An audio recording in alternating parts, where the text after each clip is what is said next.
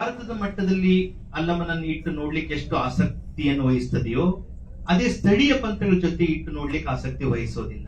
ಉದಾಹರಣೆಗೆ ಆರೂಢರಿದ್ದಾರೆ, ಅವಧೂತರಿದ್ದಾರೆ, ಅವರ ಜೊತೆ ಇಟ್ಟು ಚರ್ಚೆ ಮಾಡ್ಲಿಕ್ಕೆ ಡಿ.ಆರ್. ಅವರು ಅಷ್ಟು ಇಷ್ಟಪಡೋದಿಲ್ಲ ಅಂತ ಒಂದು ಆರೋಪ, ಅವ್ರ ಟೀಕೆ. ಇನ್ನೊಂದು ಟೀಕೆ ಅವರು ಏನ್ ಮಾಡ್ತಾರೆ ಅಂತಂದ್ರೆ, ಯಾವ್ದೈತಾರೆ ಸರ್, ರೆಹಮತ್ ಅವ್ರದ್ದು. ಇನ್ನೊಂದು ಡಿ.ಆರ್. ಅವರು ತಮ್ಮ ಎಲ್ಲಾ ಕೃತಿಗಳಲ್ಲಿ ತಮ್ಮದೇ ಆದಂತಹ ಒಂದು ರಾಜಕೀಯ ಪ್ರಜ್ಞೆಯನ್ನ ಖಚಿತವಾಗಿ ತೋರಿಸ್ತಾ ಇರ್ತಾರೆ. ಆದ್ರೆ ಅಲ್ಲಮ ಪ್ರಭು ಮತ್ತು ಶೈವ ಪ್ರತಿಭೆಯಲ್ಲಿ he wanted to be more apolitical. ಅಷ್ಟು ರಾಜಕೀಯ ಪ್ರಜ್ಞೆಯನ್ನು ತೋರಿಸ್ಲಿಕ್ಕೆ ಇಷ್ಟಪಡೋದಿಲ್ಲ. ಏನ್ ಕಾರಣ ಅಂತ ಹೇಳಿ ಆಮೇಲೆ ರಂಶಾ ಲೋಕಾಪುರ ಅವ್ರದ್ದು ಒಂದು ಪ್ರತಿಕ್ರಿಯೆ ಇದೆ. ಏನು ಅಂತಂದ್ರೆ, ಹೆಚ್ಚು ಅಲ್ಲಮನನ್ನವರು ಸಂಸ್ಕೃತದ ಪಠ್ಯಗಳ ಜೊತೆ ಇಟ್ಟು ನೋಡಿದ್ದಾರೆ, ಸಂಸ್ಕೃತ ದರ್ಶನಗಳ ಜೊತೆ ಇಟ್ಟು ನೋಡಿದ್ದಾರೆ. ಬಟ್ ಅಲ್ಲಮನನ್ನ ಪ್ರಾಕೃತದ ಜೊತೆ ಇಟ್ಟು ನೋಡಿದ್ರೆ ಅದಕ್ಕೆ ಬೇರೆ ಒಂದು ಮಕ್ಕಳು ಬರ್ಬೋದಿತ್ತು ಅಂತ ಹೇಳಿ. ಇದು ಬಹಳ ಇಂಪಾರ್ಟೆಂಟ್, ಮೇಜರ್ ಆದಂತಹ ಕೆಲವು ಅವರ ಕನ್ಸರ್ನ್ಸ್. ನೀವು ಇಷ್ಟು ವರ್ಷ ಅಲ್ಲಮನ ಈ ಕೃತಿಯನ್ನು ಅಧ್ಯಯನ ಮಾಡಿದ್ರಿ, ಡಿ.ಆರ್. ಅವರ ಪ್ರತಿಭೆಯನ್ನು ಅಧ್ಯಯನ ಮಾಡಿದ್ರಿ. ಹೀಗಾಗಿ ಈ ಟೀಕೆಗಳ ಬಗ್ಗೆ ನಿಮ್ಮ ಸ್ಟ್ಯಾಂಡ್ ಏನು ಅಂತ? ಈಗ ಈ ಪ್ರಶ್ನೆಗಳು ಎಲ್ಲಿಂದ ಬರ್ತಾ ಇದ್ದಾವೆ? ಈ ಪ್ರಶ್ನೆಗಳು ಇಲ್ಲಿರುವ ಡಿಸ್ಕೋರ್ಸಿನ ಹೊರಗಡೆಯಿಂದ ಬರ್ತಾ ಇದೆ. ಇದು ಈಗ ಏನಾದ್ರೂ ಈ ಪ್ರಶ್ನೆಗಳು ಅಂದ್ರೆ, ಆ ಪ್ರಶ್ನೆಗೆ ಬರ್ತೇನೆ. ಈ ಪ್ರಶ್ನೆಗಳು ಏನು ಅಂತಂದ್ರೆ, ಈ ರೀತಿಯ ಸಾಕಷ್ಟು ಡಿಮಾಂಡ್ಸ್ ಗಳನ್ನ ನಾವು ಮಾಡ್ಬೋದು. ಒಂದು ಪಠ್ಯವನ್ನ ನೀವು ಇದನ್ನ ತಮ್ಮಂದಿಲ್ಲ ಇಟ್ಕೊಂಡು, ಒಂದು ತಮ್ಗೆಲ್ಲರಿಗೂ ಗೊತ್ತಿರಬೇಕು, ಇದು ಇನ್ನೂ ಮ್ಯಾನ್ಸ್ಕ್ರಿಪ್ಟ್ ಆಗಿತ್ತು. ಇನ್ನೊಂದು ಮಾತು ನಾನು ಹೇಳ್ಬಿಡ್ತೇನೆ, ಅದು ಈ ಕನ್ನಡದಲ್ಲಿ ಸ್ವಲ್ಪ ಬಹಳ ಪಠ್ಯಗಳಲ್ಲಿ ಸಮಸ್ಯೆಗಳಿದಾವೆ. ಅಂದ್ರೆ ಯಾವುದೋ ಚಾಪ್ಟರ್ ಇಂದ ಎಲ್ಲೋ ಹೋಗಿ ನಾನು ಅವರ ಶ್ರೀಮತಿ ಗಿರಿಜಾ ಅವ್ರ ಮನೆಗೆ ಹೋಗಿ ಮ್ಯಾನ್ಸ್ಕ್ರಿಪ್ಟ್ ತಗೊಂಡ್ ಬಂದು ಎಷ್ಟೋ ಪೇಜಸ್ ಗಳನ್ನ ಹಿಂದೆ ಮುಂದೆ ಮಾಡಿ ಈ ಕನ್ನಡದಲ್ಲಿರುವ ಈ ಚಾಪ್ಟರ್ ನ ಒಂದು ಭಾಗವನ್ನ ಬೇರೆ ಕಡೆ ನಾವು ಹಾಕುವ ಪರಿಸ್ಥಿತಿನೂ ಬಂತು. ಅಂದ್ರೆ ಅದಿನ್ನೂ ಮ್ಯಾನ್ಸ್ಕ್ರಿಪ್ಟಿನ ಒಂದು ಇದರಲ್ಲಿದ್ದಾಗ ಡಿ.ಆರ್. ನಾಗರಾಜ್ ತೀರು ಅವರು ಇದನ್ನ ಇಂಗ್ಲಿಷ್ ನಲ್ಲೂ ಮುಂದೆ ಮಾಡ್ಬೇಕಂತಿದ್ರು. ಅವಾಗ ಮುಂದೆ ಏನು ಸೇರಿಸ್ತಿದ್ರು ಏನೋ ಅದು ಬೇರೆ ವಿಚಾರ. ಸೊ ಈ ಪಠ್ಯ it was actually an unfinished book. ಹೌದಾ? ಆ ಅರ್ಥದಲ್ಲಿ ಡಿ.ಆರ್. ನನಗೆ ಅದನ್ನ ಕಂಪ್ಲೀಟ್ ಮಾಡಕ್ ಬಿಟ್ಟಿದ್ದು. ಯಾಕೆ ಇಷ್ಟು ದಪ್ಪ ಆಯ್ತು ಅಂತಂದ್ರೆ, ಟ್ರಾನ್ಸ್ಲೇಷನ್ ಆಗ ಒಂದು ಥಿಯರಿ ಒಳಗೆ ಇದು ಐತಿ, ಮೂಲ ಪಟ್ಟಿಗೆ ಜಾಸ್ತಿ ಆಯ್ತಂದ್ರೆ ಕೆಟ್ಟ ಟ್ರಾನ್ಸ್ಲೇಷನ್. ಒಂದು ಅದು ಫಿಕ್ಷನ್ ಗೆ ಅನ್ವಯ ಆಗ್ತದೆ, ಇದು ನಾನ್ ಫಿಕ್ಷನ್.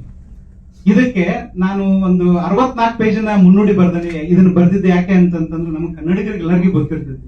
ಇಲ್ಲಿ ಅವರೇ ಯಾವ್ದಾದ್ರು ಕುವೆಂಪು ಬಗ್ಗೆ ಬರೆದ್ರು ಅಂದ್ರೆ ಕುವೆಂಪು, ಆದ್ರೆ ಔಟ್ಸೈಡ್ ಕನ್ನಡ ವರ್ಡ್ ಕುವೆಂಪು ಯಾರು ಗೊತ್ತಾಗಂಗಿಲ್ಲ. ಅದಕ್ಕೆ ನಾವು ಫುಟ್ ನೋಟು ಅಥವಾ ಇನ್ನೊಂದು ಏನೋ ಮಾಡಿ ಕುವೆಂಪು ಅಂದ್ರೆ ಯಾರು ಅಂತ ಸೇರಿಸಬೇಕಾಗ್ತದೆ. ಆಮೇಲೆ ಅವ್ರು ಕೊಟ್ಟ ಎಷ್ಟೋ ಫುಟ್ ನೋಟ್ಗಳು, ಇದನ್ನ ಪೃಥ್ವಿರಾಜ ಚಂದ್ರ ಶೋಭೆನ ಹೇಳಿದ್ರು, ಎಷ್ಟೋ ಫುಟ್ ನೋಟ್ಗಳು ಇದರಲ್ಲಿ ಇರಲ್ಲ, ನೀನು ಹೆಚ್ಚಿಗೆ ಕೊಡಬೇಕು ಅಂತ. ಆ ಒಂದು ಸ್ಕಾಲರ್ಲಿ ಡಿಸಿಪ್ಲಿನ್ ಅನ್ನ ಇದು ಮಾಡಿದ್ರು. ಇದು ಒಂದು ವಿಚಾರ, ಒಂದು ಈ ಪಠ್ಯಕ್ಕೆ ಇರೋದು. ಎರಡನೇದ್ದು, ಈಗ ಡಿ.ಆರ್. ಅವರು ಅದನ್ನ ಆಕ್ಚುಲಿ ನಮಗೆ ತೆಗೆದು ತೋರಿಸಿದ್ರು. ನಮ್ಗೆ ಸ್ಥಳೀಯ ಆ ಪರಂಪರೆಗಳನ್ನ ನಮಗೆಲ್ಲ ತೆಗೆದು ತೋರಿಸ್ತಾರೆ ಅವರು. ತಮ್ಮ ಸಣ್ಣ ಪುಟ್ಟ ಬೇರೆ ಬೇರೆ ಲೇಖನಗಳಲ್ಲಿ ಈ ಪರಂಪರೆಗಳ ಬಗ್ಗೆ ಅಥವಾ ಈವನ್ ರಮತ್ ಅವರು ಹೇಳುವ ಪ್ರತಿ ಸಂಸ್ಕೃತಿಯ ಬಗ್ಗೆನೇ ಅವರು ಇದು ಮಾಡಿದ್ರು. ಆ ಕಾರಣದಿಂದ ನಾವು ಹೆಚ್ಚಿನ ಡಿಮಾಂಡ್ ಅನ್ನ ಮಾಡಬಹುದು. ಬಟ್ ರಹಮತ್ ಒಂದು ಬಹಳ ಖುಷಿ ಏನು ಅಂತಂದ್ರೆ, ನಾನು ಇದ್ರ ಮೇಲೆ ಬಂದ ಕನ್ನಡದ ವಿಮರ್ಶೆಯನ್ನು ನೋಡಿದಾಗ ಬಹಳ ಜನ ಈ ಕನ್ನಡದಲ್ಲಿ ಇದನ್ನ ಓದಿಲ್ಲ. ಬಟ್ ಚೆನ್ನಾಗಿ ಓದಿದವರಲ್ಲಿ ನಮ್ಮ ಶಿವಪ್ರಕಾಶ್ ಮತ್ತು ರಹಮತ್ ಅವರು ಒಂದು ರಂಶಾ ಅವ್ರದ್ದು ಇದು ಇದೆ ಅಲ್ಲ ಸರ್. ನನಗೆ ಆಕ್ಚುಲಿ ಏನು ಅಂತಂತಂದ್ರೆ, ಆಯ್ತು ಪ್ರಕೃತ ಅವ್ರು ಮಾಡಿಲ್ಲ, ಬೇರೆ ಯಾರು ಮಾಡೋಣ, ಅದನ್ನ ಮುಂದೆ ನೋಡೋಣ. ಹೌದಾ? ಒಂದು ಇದಕ್ಕೆ ಉತ್ತರ ಹೇಳಕ್ ನನಗೂ ಪ್ರಾಕೃತ್, ಐ ಆಮ್ ನಾಟ್ ಇದು ಸ್ಕಾಲರ್ ಅಲ್ಲ, ಗೊತ್ತಿಲ್ಲ. ಇದು ಇಲ್ಲ ಅಂತ ಇದ್ದಿದ್ರಲ್ಲಿ ಏನ್ ಸಮಸ್ಯೆ ಇದೆ? ಈಗ ವಿತಿನ್ ಈ ಲೋಕದೊಳಗೆ ಏನ್ ಸಮಸ್ಯೆಗಳದಾವ ಅದು ಬೇರೆ ಪ್ರಶ್ನೆ. ಈಗ ನಾನೇ ಹೇಳ್ಬೇಕು ಅಂತಂತಂದ್ರೆ, ಡಿ.ಆರ್. ಅವರಿಗೆ ಸಂಸ್ಕೃತ ಅಷ್ಟು ಬರ್ತಾ ಇದೆ. ಈ heavily relied on English translation ಆತರ ಒಂದು. ಬಟ್ ಅವರೊಂದು ದೊಡ್ಡ ಜಿಗಿತ ಮಾಡಿದಾರೆ. ಅರೆ ವಾ ಬಿದ್ದಿರಬಹುದು ಅವರು, ಅರೆ ವಾ ಅನ್ನುವ ಕೆಲಸವನ್ನ ಇದು ಮಾಡಿದ್ದಾರೆ. ಇಷ್ಟು ಸದ್ಯ ನಾನೇ ಹೇಳ್ಬೋದು ಸರ್. ಇದು ಗೊತ್ತಿಲ್ಲ, ಯಾಕಂದ್ರೆ ಸ್ವಲ್ಪ ಡಿಬೇಟಬಲ್ ಅಂತ ಅನ್ಸೋರು ಕೂಡ ಕೇಳಬೇಕಾದಂತ ಒಂದು ಪ್ರಶ್ನೆ ಅಂತ ನಾನು ಅನ್ಕೋತೀನಿ. ಈಗ ಪ್ರಾಬ್ಲಮ್ ಆಫ್ ಆಥರ್ಶಿಪ್ ಅಂತ ನೀವು ಮಾತಾಡ್ತಿರ್ತೀರಿ ಯಾವಾಗ್ಲೂ. ಮತ್ ಹಾಗೆ ಅಲ್ಲಮ್ಮ ಪ್ರಭು ಇದ್ರ ಅದೊಂದು ಪರಂಪರೆನ, ಯಾಕಂದ್ರೆ ಅದು ಪುಸ್ತಕದಲ್ಲಿ ಬಂದ್ಬಿಟ್ಟಿದೆ ಈಗಲೇ. ಸೊ ಅದ್ರ ಬಗ್ಗೆ ನೀವು ಏನಾದ್ರು ಸ್ವಲ್ಪ ಎಕ್ಸ್ಟ್ರಾ ಆಡ್ ಮಾಡ್ಲಿಕ್ಕೆ ಆಗುತ್ತಾ? ಈಗ ಆಲ್ರೆಡಿ ಹೇಳಿರೋದ್ರಿಂದ ಅಲ್ಲಮ್ಮ ಆಸ್ ಎ ಟ್ರೆಡಿಷನ್, ಅಲ್ಲಮ್ಮ ಆಸ್ ಎ ವ್ಯಕ್ತಿ, ನಿಮ್ಮ ಲಾಸ್ಟ್ ಒಂದು ಒಪಿನಿಯನ್ ಏನಿದೆ ಸರ್? ಒಂದು ಏನು ಅಂತಂದ್ರೆ, ಇಲ್ಲಿ ಈ ಪುಸ್ತಕ ಮಾಡ್ತಾ ಮಾಡ್ತಾ ಎಷ್ಟು ನೋವು ಅನುಭವಿಸೋನೋ ಅಷ್ಟು ಕಲಿತದಲ್ಲಿ ಬಹಳ ಬೌದ್ಧಿಕವಾಗಿ ಬೆಳೆದಿದೆ. ಸ್ವಲ್ಪ ಅಹಮಿನ ಇದು ಆಗ್ಬೋದು. ಅವ್ರು ಒಂದು ಬಹಳ ಅಂದ್ರೆ DR ನಮ್ಗೆ ಆಕ್ಚುಲಿ ನನಗೆ ಏನ್ ಮಾಡಿದ್ರು, ಕನ್ನಡಕ್ಕೆ ಏನ್ ಮಾಡಿದ್ರು ಅಂತಂತಂದ್ರೆ, ಬಹಳ ಸುಳಿವುಗಳನ್ನ ಬಹಳ ಬಿಟ್ಟು ಮುಂದಿನ ಸ್ಕಾಲರ್ಸ್ ನಿಮ್ ಮುಂದೆ ಕಣ್ ಮುಂದೆನೇ ಇದಾರೆ, ಅವರ ಬಿಟ್ಟ ಸುಳಿವುಗಳನ್ನ ಬುದ್ಧಿಸಂ ಬಗ್ಗೆ, ನಾಗಾರ್ಜುನನ್ ಬಗ್ಗೆ ಬೇರೆ ಸ್ಕಾಲರ್ಸ್ ಇದು ಮಾಡಿದ್ದು, ಆ ತರ ಇಲ್ಲಿ ಒಂದು ಸುಳಿವು ಬಿಡ್ತಾರೆ. ಬಹಳ ಇದೆಲ್ಲ ನಮ್ಮ ಅಧ್ಯಯನಕಾರರಿಗೆ ನಮಗೆ ನಾವು ಬಹಳ ಗಂಭೀರವಾಗಿ ತಗೊಳ್ಳಂತ ಪ್ರಶ್ನೆ ಏನು ಅಂತಂತಂದ್ರೆ, ನಾವು ನಮ್ಮ ಪ್ರೀ ಮಾಡರ್ನ್ ಅನ್ನ ಬೇರೆ ರೀತಿ ಅಪ್ರೋಚ್ ಮಾಡಬೇಕು, ಬೇರೆ ಮೆಥಡ್ಸ್ ಬೇಕು, ನಾವು ಬೇರೆ ರೀತಿ ನೋಡ್ಬೇಕು. ಅಂದ್ರೆ ಅದನ್ನ ಹೇಳೋದಾದ್ರೆ ಒಂದು ಉದಾಹರಣೆ ಕೊಡಿ. ಕುವೆಂಪು ಯಾವ ರೀತಿ ಒಬ್ಬ ಆಥರು, ಅನಂತಮೂರ್ತಿಯವರು ಇವತ್ತು ಯಾವ ಆಥರು, ನೀವೊಬ್ರು ಯಾರೋ ಇವತ್ತಿನ ನಾಟಕಕಾರರು, ಹಾಗೆ ನಮ್ಮ ಆಧುನಿಕ ಪೂರ್ವ ರೈಟರ್ಸ್ ಅಥವಾ ಕವಿಗಳು ಹಾಗೆ ಅಲ್ಲ.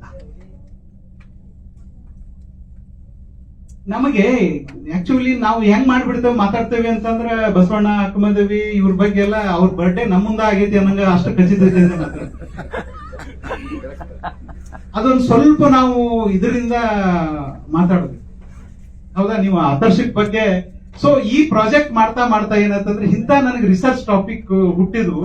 ಅವಾಗ ನಮ್ಮ ರಿಸರ್ಚ್ ಸ್ಕಾಲರ್ ಅದರ ವಿಕ್ಟಿಮ್ಸ್ ಆದ್ರು. ಈ ನಮ್ಮ ಒಬ್ಬ ಸ್ಟೂಡೆಂಟ್ CR ಶ್ರೀಧರ್ ಅನ್ನೋನೆ the notion of author, problem of authorship in pre modern literary culture ಅಂತ ಅವನು ವರ್ಕ್ ಮಾಡ್ತಾ ಇರ್ತಾನೆ. ಈಗ ನಮ್ಮ ಸ್ಕೂಲ್ ಟೆಕ್ಸ್ಟ್ ಬುಕ್ ಅನ್ನು ನೋಡಿದ್ರೆ, ಸ್ಕೂಲ್ ಟೆಕ್ಸ್ಟ್ ಬುಕ್ ಅಲ್ಲಿ ಯೂಶುವಲಿ ವಚನ, ಅದ್ರ ನಂತರ ವಚನಕಾರ್ತಿ ಅವ್ರ ಪರಿಚಯ, ಈ ಕಡೆ ಕುವೆಂಪು ಅವ್ರ ಕವಿತೆ, ಅದು ಎರಡು ಒಂದೇ.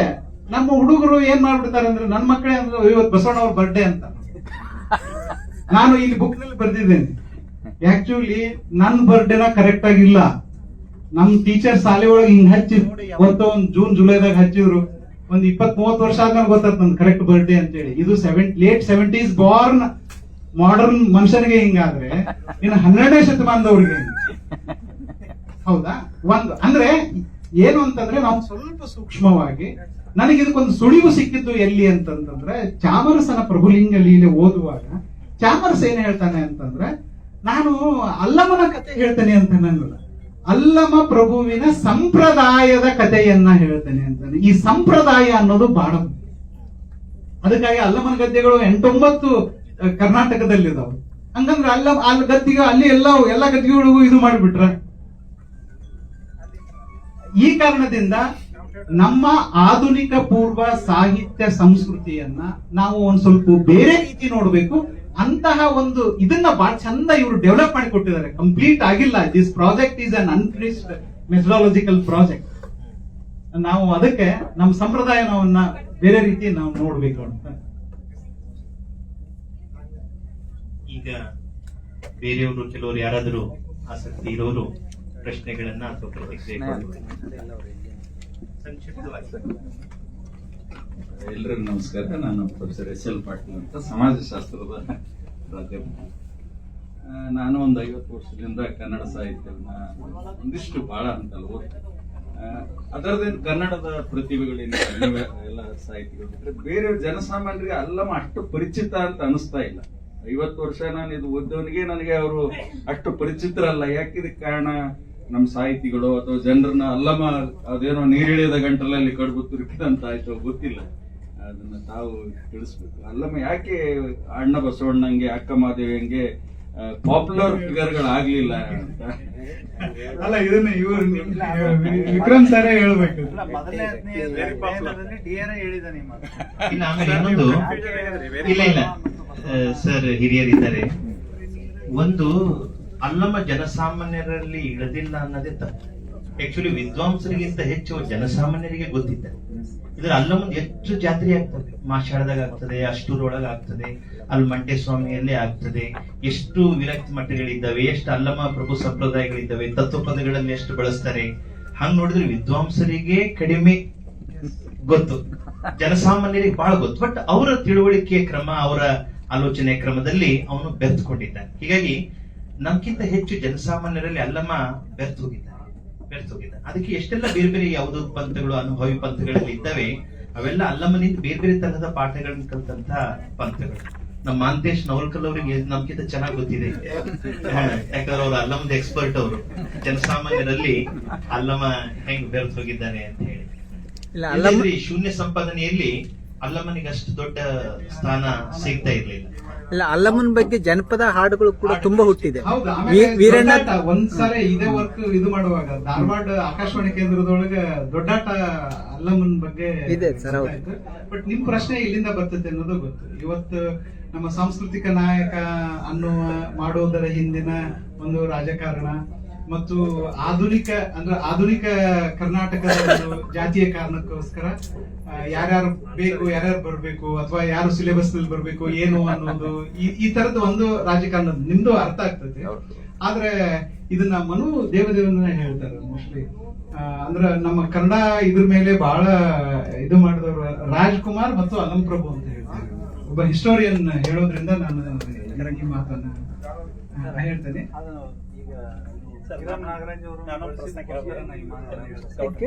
ಹಿರಂ ನಾಗರಾಜ್ ಅವರು ಒಂದು ಕಾವ್ಯದ ಕುರಿತು ಮಾತನಾಡುವಾಗ ಒಂದು ಕಾವ್ಯದೊಳಗಡೆ ಅರ್ಥ ಹುಡುಕಬಾರ್ದು, ಅನುಭವಿಸಬೇಕು ಅಂತ ಹೇಳ್ತಾರೆ. ಹಂಗೆ ಬಸವಣ್ಣ ಮತ್ತು ಅಲ್ಲಮ್ಮನನ್ನ ಜನಸಾಮಾನ್ಯರು ಬಸವಣ್ಣನಲ್ಲಿ ಅರ್ಥ ಹುಡುಕ್ತಾ ಹೋದ್ರು, ಅಲ್ಲಮ್ಮನನ್ನ ಅನುಭವಿಸ್ತಾ ಹೋದ್ರು. ಹಂಗಾಗಿನೇ ಕೊಡೆಕಲ್ ಬಸವಣ್ಣ ತನ್ನ ಮಗನಿಗೆ ಗುಹೇಶ್ವರ ಹೆಸರಿದ್ದಾರೆ. ಹಂಗಾಗಿ ನಾನು ತತ್ವಪದದ ಮೇಲೆ ಅಧ್ಯಯನ ಮಾಡಿರೋದ್ರಿಂದ ಅತಿ ಹೆಚ್ಚು ತತ್ವಪದಕಾರರು ಬಸವಣ್ಣನಕ್ಕಿಂತ ಹೆಚ್ಚು ಅಲ್ಲಮ್ಮನನ್ನ ಒಳಗೊಳ್ಳೋದನ್ನ ನಾವು ನೋಡ್ತೀವಿ. ಅಲ್ಲ, ಶಿಶ್ನಾಳ ಶರೀಫರಲ್ಲಂತೂ ಇದು ಬಹಳ ಎದ್ದು ಕಾಣ್ತದೆ. ಸರ್, ಇಲ್ಲಿ ಬಂದಿದ್ದೀರಿ, ನಿಮಗೆ ಸ್ವಾಗತ. ಬಹಳ ಖುಷಿ ಆಯ್ತು.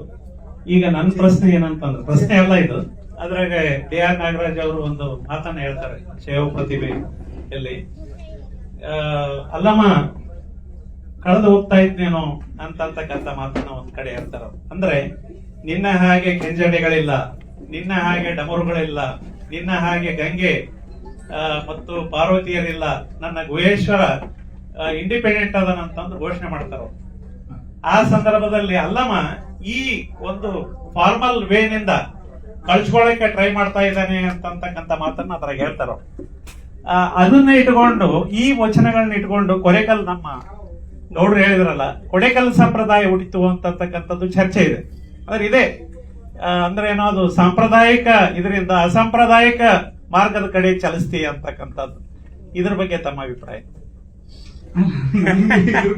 ಅಂದ್ರೆ ಈಗ ಮತ್ತೆ ರಮತ್ ಸರ್ ಹೇಳಿದಾಗೆ ನೀವೇನು ಕೊಡೆಕಲ್ ಬಸವಣ್ಣ ಅವ್ರ ಪರಂಪರೆ ಹೇಳಿದ್ರೆ ಅಂದ್ರೆ ಒಂದು ಪುಸ್ತಕದಾಗ ಎಲ್ಲಾರು ಎಲ್ಲ ಮಾಡ್ಬೇಕಂತಿಲ್ಲ. ಇದೆಲ್ಲ ನಮಗ್ ಮುಂದೆ ನಾವು ಎಕ್ಸ್ಪ್ಲೋರ್ ಮಾಡ್ಬೋದು, ನಾವು ಇದು ಮಾಡ್ಬೋದು.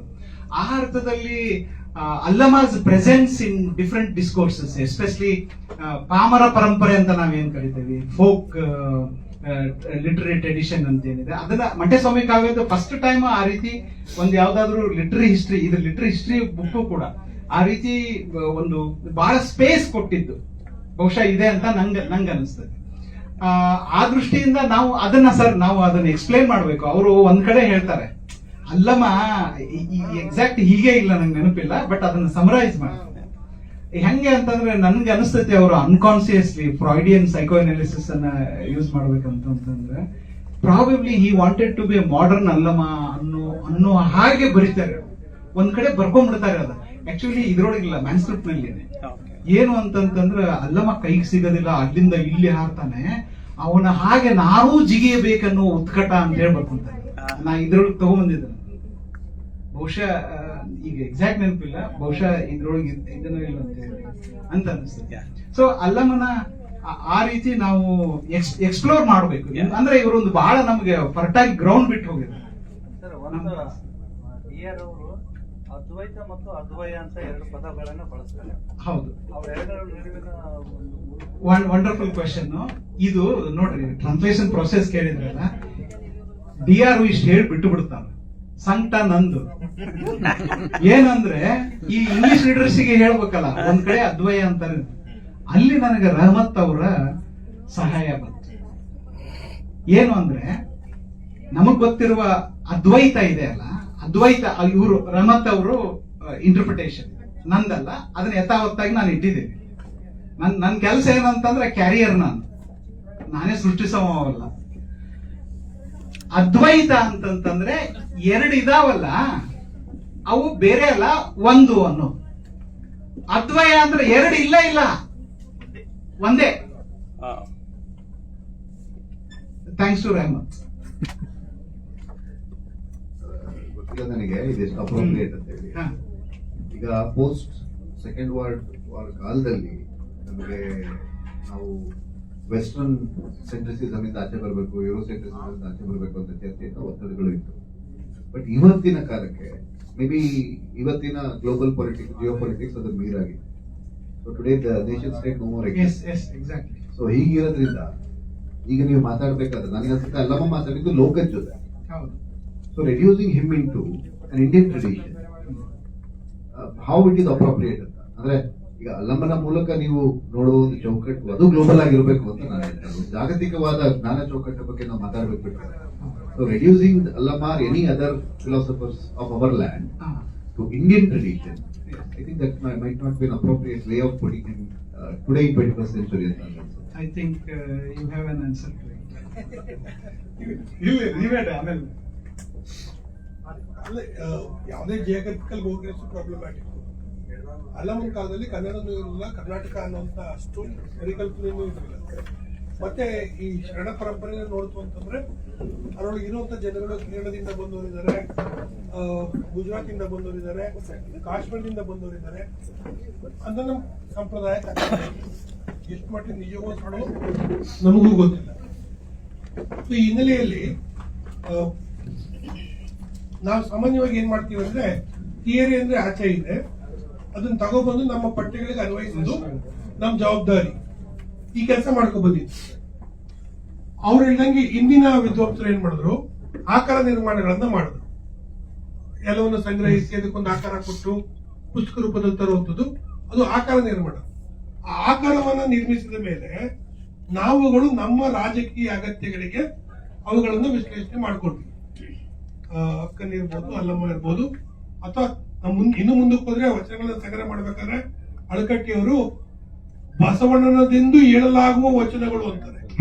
ಅವರೆಲ್ಲೂ ಬಸವಣ್ಣನ ವಚನಗಳು ಅಂತ ಹೇಳಲ್ಲ, ಆಟ್ರಿಬ್ಯೂಟೆಡ್ ಟು ಬಸವ. ಕಾಲಕ್ರಮೇಣ ಅದು ಬಸವನ ವಚನ, ಬಸವ ಹಿಂಗ್ ಹೇಳಿದಾನೆ, ನಾನೇ ನಿನ್ ನೋಡ್ತೀನಿ ಅನ್ನಂಗೆ ನಾವು ಇವತ್ತಿನ ಚರ್ಚೆಗಳನ್ನ ಮಾಡ್ಕೊಂಡ್ ಬರ್ತೇವೆ. ಸೊ ಇವು ಅವ್ರು ಆಗ್ಲಿದಂಗೆ DR ನಾಗರಾಜ್ ಜ್ಞಾನಾನ್ಯತೆ ಏನು ಅಂತಂದ್ರೆ, ಶೈವ ಸಿದ್ಧಾಂತದ ಬಗ್ಗೆ ಈಗಾಗಲೇ ಕೆಲವರು ಬರೆದಿದ್ದಾರೆ. ಅದರೊಳಗೆ ಅಲ್ಲಮನ ಉಪಸ್ಥಿತಿ ಇಲ್ಲ. ನಾವು ಇದು ಶೈವ ಸಿದ್ಧಾಂತದ ಪರಂಪರೆ ಇಲ್ಲಿ ಬಂದು ಇಲ್ಲಿ ಬೇರೆ ರೀತಿ ಆಯ್ತು ಅಂತ ನೋಡ್ತೀವಿ, ಇಲ್ಲ ಇಲ್ಲೇ ಉಟ್ಕೊಳ್ತು ಅಂತ ನೋಡ್ತೀವಿ. ಇವೆರಡನ್ನು ಮುಖಾಮುಖಿಯಾಗಿಸಿದಾಗ ನಮಗೆ ಏನ್ ಗೊತ್ತಾಗುತ್ತೆ ಅಂದ್ರೆ, ಆ ಧೈರ್ಯವನ್ನ ಆ ಶೈವ ಸಿದ್ಧಾಂತ ಅಂತ ಇದುವರೆಗೆ ಏನ್ ಕಟ್ಕೊಂಡಿದ್ದಾರೆ, ಬೇರೆ ಟ್ರೆಡಿಷನ್ಸ್ ಅಧ್ಯಯನ ಮಾಡಿ ಅದಕ್ಕೆ ಇಲ್ಲಿಂದ ಇಲ್ಲಿ ಬೇರೆ ರೀತಿಯಾದ ಇದೆ ಅಂತ ತೋರಿಸುವ ಕ್ರಮವನ್ನ DR ಮಾಡ್ತಾ ಇದ್ದಾರೆ. ಆ ಛಾತಿ ನಮಗೆ ತುಂಬಾ ಜನಕ್ಕೆ ಇಲ್ಲ. Right, exactly. ಅದು ಸರಿ ಇರ್ಬೋದು, ಅವ್ರು ಆಗಲೇ DR ಮಾಡ್ತಿರೋದು ಸರಿ ಇರ್ಬೋದು, ತಪ್ಪಿರ್ಬೋದು, ಅವರ ಮೆಥಡಾಲಜಿನಲ್ಲಿ ತಪ್ಕೊಂಡು ಹಿಡಿಬಹುದು, ಅಥವಾ ಮೆಥಡಾಲಜಿ ಸರಿಗಿದ್ರು ಎಕ್ಸಿಕ್ಯೂಟ್ ಮಾಡಿರೋದು ತಪ್ಪಾಗಿರ್ಬೋದು. ಬಟ್ ಆ ಛಾತಿ ಇದೆಲ್ಲ, ಅದು ನಮ್ಮ ಎಲ್ಲಾ ರಿಸರ್ಚರ್ಸ್ಗೂ ಸಂಶೋಧನಾಕಾರ್ತಿಗಳಿಗೂ ಇರ್ಬೇಕು. ಇದು ನಮ್ಗೆ ಆ ರೀತಿಯಾಗಿ ಮಾದರಿ. ಒಂದು ಅದೇ ನಿಮ್ದು ಬಹಳ ನನ್ಗೆ ಇಷ್ಟ ಆಗೋದಂತಂದ್ರೆ, ಸಾಹಿತ್ಯ ಚರ್ಚೆಯನ್ನ ಪೊಲಿಟಿಕಲ್ ಕಾಂಟೆಕ್ಸ್ಟ್ ಅಲ್ಲಿ ಇಟ್ಟು ನೋಡೋದು. Thanks very much for this question. ಒಂದು ಏನು ಅಂತಂದ್ರೆ, ನಂಗೆ ಗೊತ್ತಿಲ್ಲ ನಿಮ್ಗೆ ಹೇಗೆ ಇದು ಮಾಡ್ಬೇಕು ಅಂತ ಹೇಳಿ. ಇಲ್ಲಿ ಇದು ಆಲ್ರೆಡಿ ಇದರ ಕಾಂಟೆಂಟ್ ಕನ್ನಡ ಅನ್ನುವ ಒಂದು ನೇಷನ್ ಸ್ಟೇಟ್ ಅನ್ನ ಬಿಟ್ಟು ಮಾತುಕತೆ ನಡೆಸಿದ ಒಂದು ಕಾಂಟೆಂಟ್ ಇದೆ, ಹೌದಾ? ಅಷ್ಟೇ ಅಲ್ಲ, ಕರ್ಕೆಗಾಡ್ ಬಗ್ಗೆ ಇಲ್ಲಿ ಒಂದು ಚರ್ಚೆ ಬರ್ತದೆ, ದೇವರ ಬಗ್ಗೆ. ಇದು ಅಂದ್ರೆ ಬರೀ ಅಭಿನವ್ ಗುಪ್ತನ್ ಬಗ್ಗೆ ಆಗ್ಲಿ ಮತ್ತು ಗೋರಖ್ನಾಥ್ ಬಗ್ಗೆ ಆಗ್ಲಿ ಮತ್ತು ಉಳಿದ ಶೈವ ಪರಂಪರೆ ಅಷ್ಟೇ ಅಲ್ಲ, ಇಲ್ಲಿ ಒಂದು ವೆಸ್ಟರ್ನ್ ಫಿಲಾಸಫಿ ಮತ್ತು ವೆಸ್ಟರ್ನ್ ಥಿಂಕಿಂಗ್ ಅವ್ರಗಳ ಕರ್ಕೆಗಾರ್ಡನ್ ಜೊತೆ ಮುಖಾಮುಖಿ ಇಟ್ಟು ನೋಡುವ ನಿಮ್ಮ ನೇಷನ್ ಸ್ಟೇಟ್ ಅನ್ನ ಮೀರುವ ಒಂದು ಡಿಸ್ಕೋರ್ಸ್. ಎರಡನೇದು ಅದೇ ಕಾರಣದಿಂದನೇ ಇದನ್ನ ಅಂದ್ರೆ ಇಂಗ್ಲಿಷಿಗೆ ಹೋಯ್ತಲ್ಲ, ಇದು ಇಂಗ್ಲಿಷಿಗೆ ಬಂತಲ್ಲ, ಪ್ರಾಬಬ್ಲಿ ಅವಾಗ ಇದು ನಿಮ್ಮ ನೇಷನ್ ಸ್ಟೇಟ್ ಅನ್ನ ಬಿಟ್ಟು ಬೇರೆ ಜೊತೆ ಇದು ವೆಸ್ಟರ್ನ್ ಅಮೆರಿಕನ್ ಯೂನಿವರ್ಸಿಟಿಯ ಪೊಲಿಟಿಕ್ಸ್ ಆಫ್ ನಾಲೆಜ್ ಏನೇ ಇರಲಿ, ಶಿಕಾಗೋದಲ್ಲಿ 7th ಚಾಪ್ಟರ್ ಅನ್ನ ಆಂಡ್ರ್ಯೂ ವಾಲೆಟ್ ಅದನ್ನ ಟೀಚ್ ಮಾಡ್ತಾ ಇದ್ದಾರೆ ಮತ್ತು ಅವರು he is reading Allama Prabhu along with this text. ಅಥವಾ I think the text also has an afterlife ಅಂತಂದ್ರೆ ಡೋಂಟ್ ನೋ ಇದ್ರ ನಂತರ ಇದು ಈಗ ಜಸ್ಟ್ ಈಗ 1-2 ತಿಂಗಳಿಂದ ಹುಟ್ಟಿರೋದು, ಇದರ ಆಫ್ಟರ್ ಲೈಫ್ ಒಂದಿರುತ್ತೆ. DR ಅವರು ಇದರ ಆಫ್ಟರ್ ಲೈಫ್ ಇದು ಪ್ರಾಬಬ್ಲಿ ಅವಾಗ ನೋಡ್ರಿ. DR ಅವರು ಯೂರೋಸೆಂಟ್ರಿಸಿಸಮ್ ಅನ್ನುವ ಫಿಲಾಸಫಿಲಿರುವ ಮಿತಿಗಳ ಬಗ್ಗೆ ಅವರಿಗೆ ಗಂಭೀರವಾದ ಪ್ರಶ್ನೆಗಳಿತ್ತು. ಈ don't want to prove and very Indianised philosophical framework against Europe ಅಂತ ಅನ್ಸಲ್ಲ ನನಗೆ.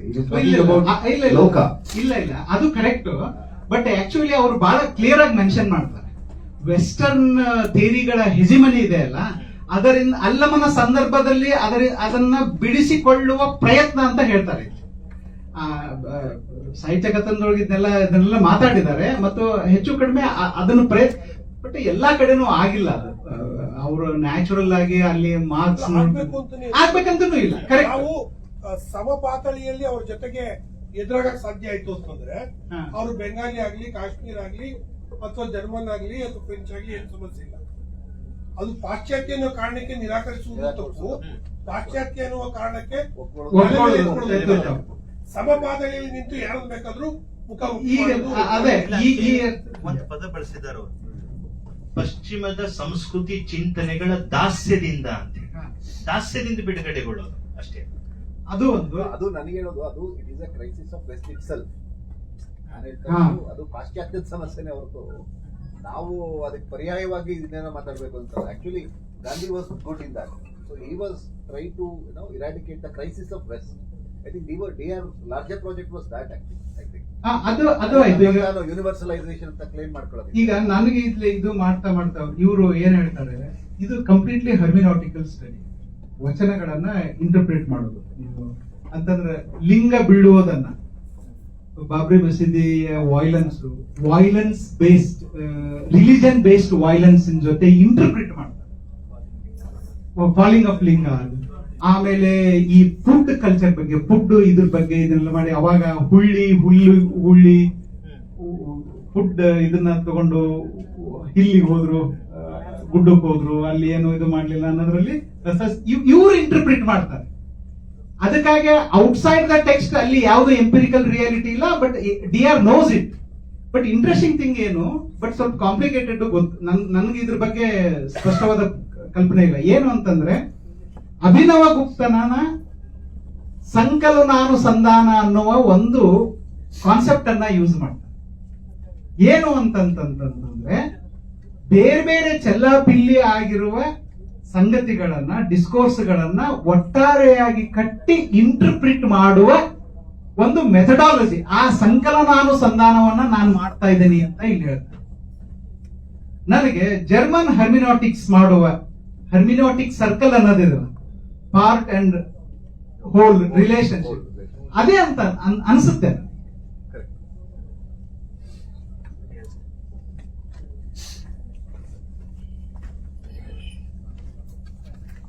ಸರ್, ತಾವು ಹೇಳಿದ್ರಿ ಅನುವಾದ ಮಾಡೋಕ್ಕಿಂತ ಮುಂಚೆ ಅಲ್ಲಮ ಪ್ರಭು ಬಗ್ಗೆ ಅಷ್ಟು ತಮಗೆ ಗೊತ್ತಿರಲಿಲ್ಲ ಅಂತ ಆರಂಭದಲ್ಲಿ ಹೇಳಿದ್ರಿ.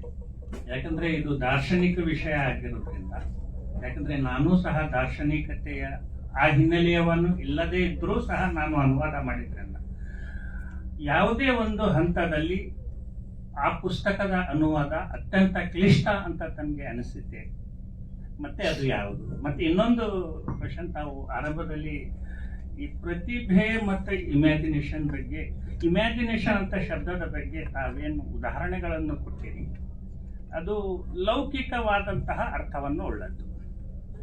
ಇದು ಶೈವ ಜೊತೆ ಪ್ರತಿಭೆ ಇರೋದ್ರಿಂದ ಇದು ಒಂದು ವಿಷನರಿ ತರ ಇರುತ್ತೆ ವಿನ ಇಮ್ಯಾಜಿನೇಷನ್ ಅನ್ನುವಂಥದ್ದು ಅದಕ್ಕೆ ಒಂದು ಅಲೌಕಿಕವಾದಂತಹ ಅರ್ಥ ಬರೋದು ಕಷ್ಟ ಆಗುತ್ತೆ. ಯಾಕಂದ್ರೆ ಸೂಫಿಸಂನಲ್ಲಿನೂ ಏನಿದೆ, ನಾನು ಟ್ರಾನ್ಸ್ಲೇಷನ್ ಮಾಡುವಾಗ ಯಾವುದೇ ಲೌಕಿಕ ಶಬ್ದ ಅದಕ್ಕೆ ಬಳಸಿದ್ರೆ, ಯಾಕಂದ್ರೆ ನಮ್ಮಲ್ಲಿ ಇಸ್ಲಾಂನಲ್ಲಿ ಏನಿದೆ ಒಂದು ಅಂದ್ರೆ ದೇವರಿಂದ ಒಂದು ಇದು ಬಂದ ಹಾಗೆ ಬರುತ್ತೆ.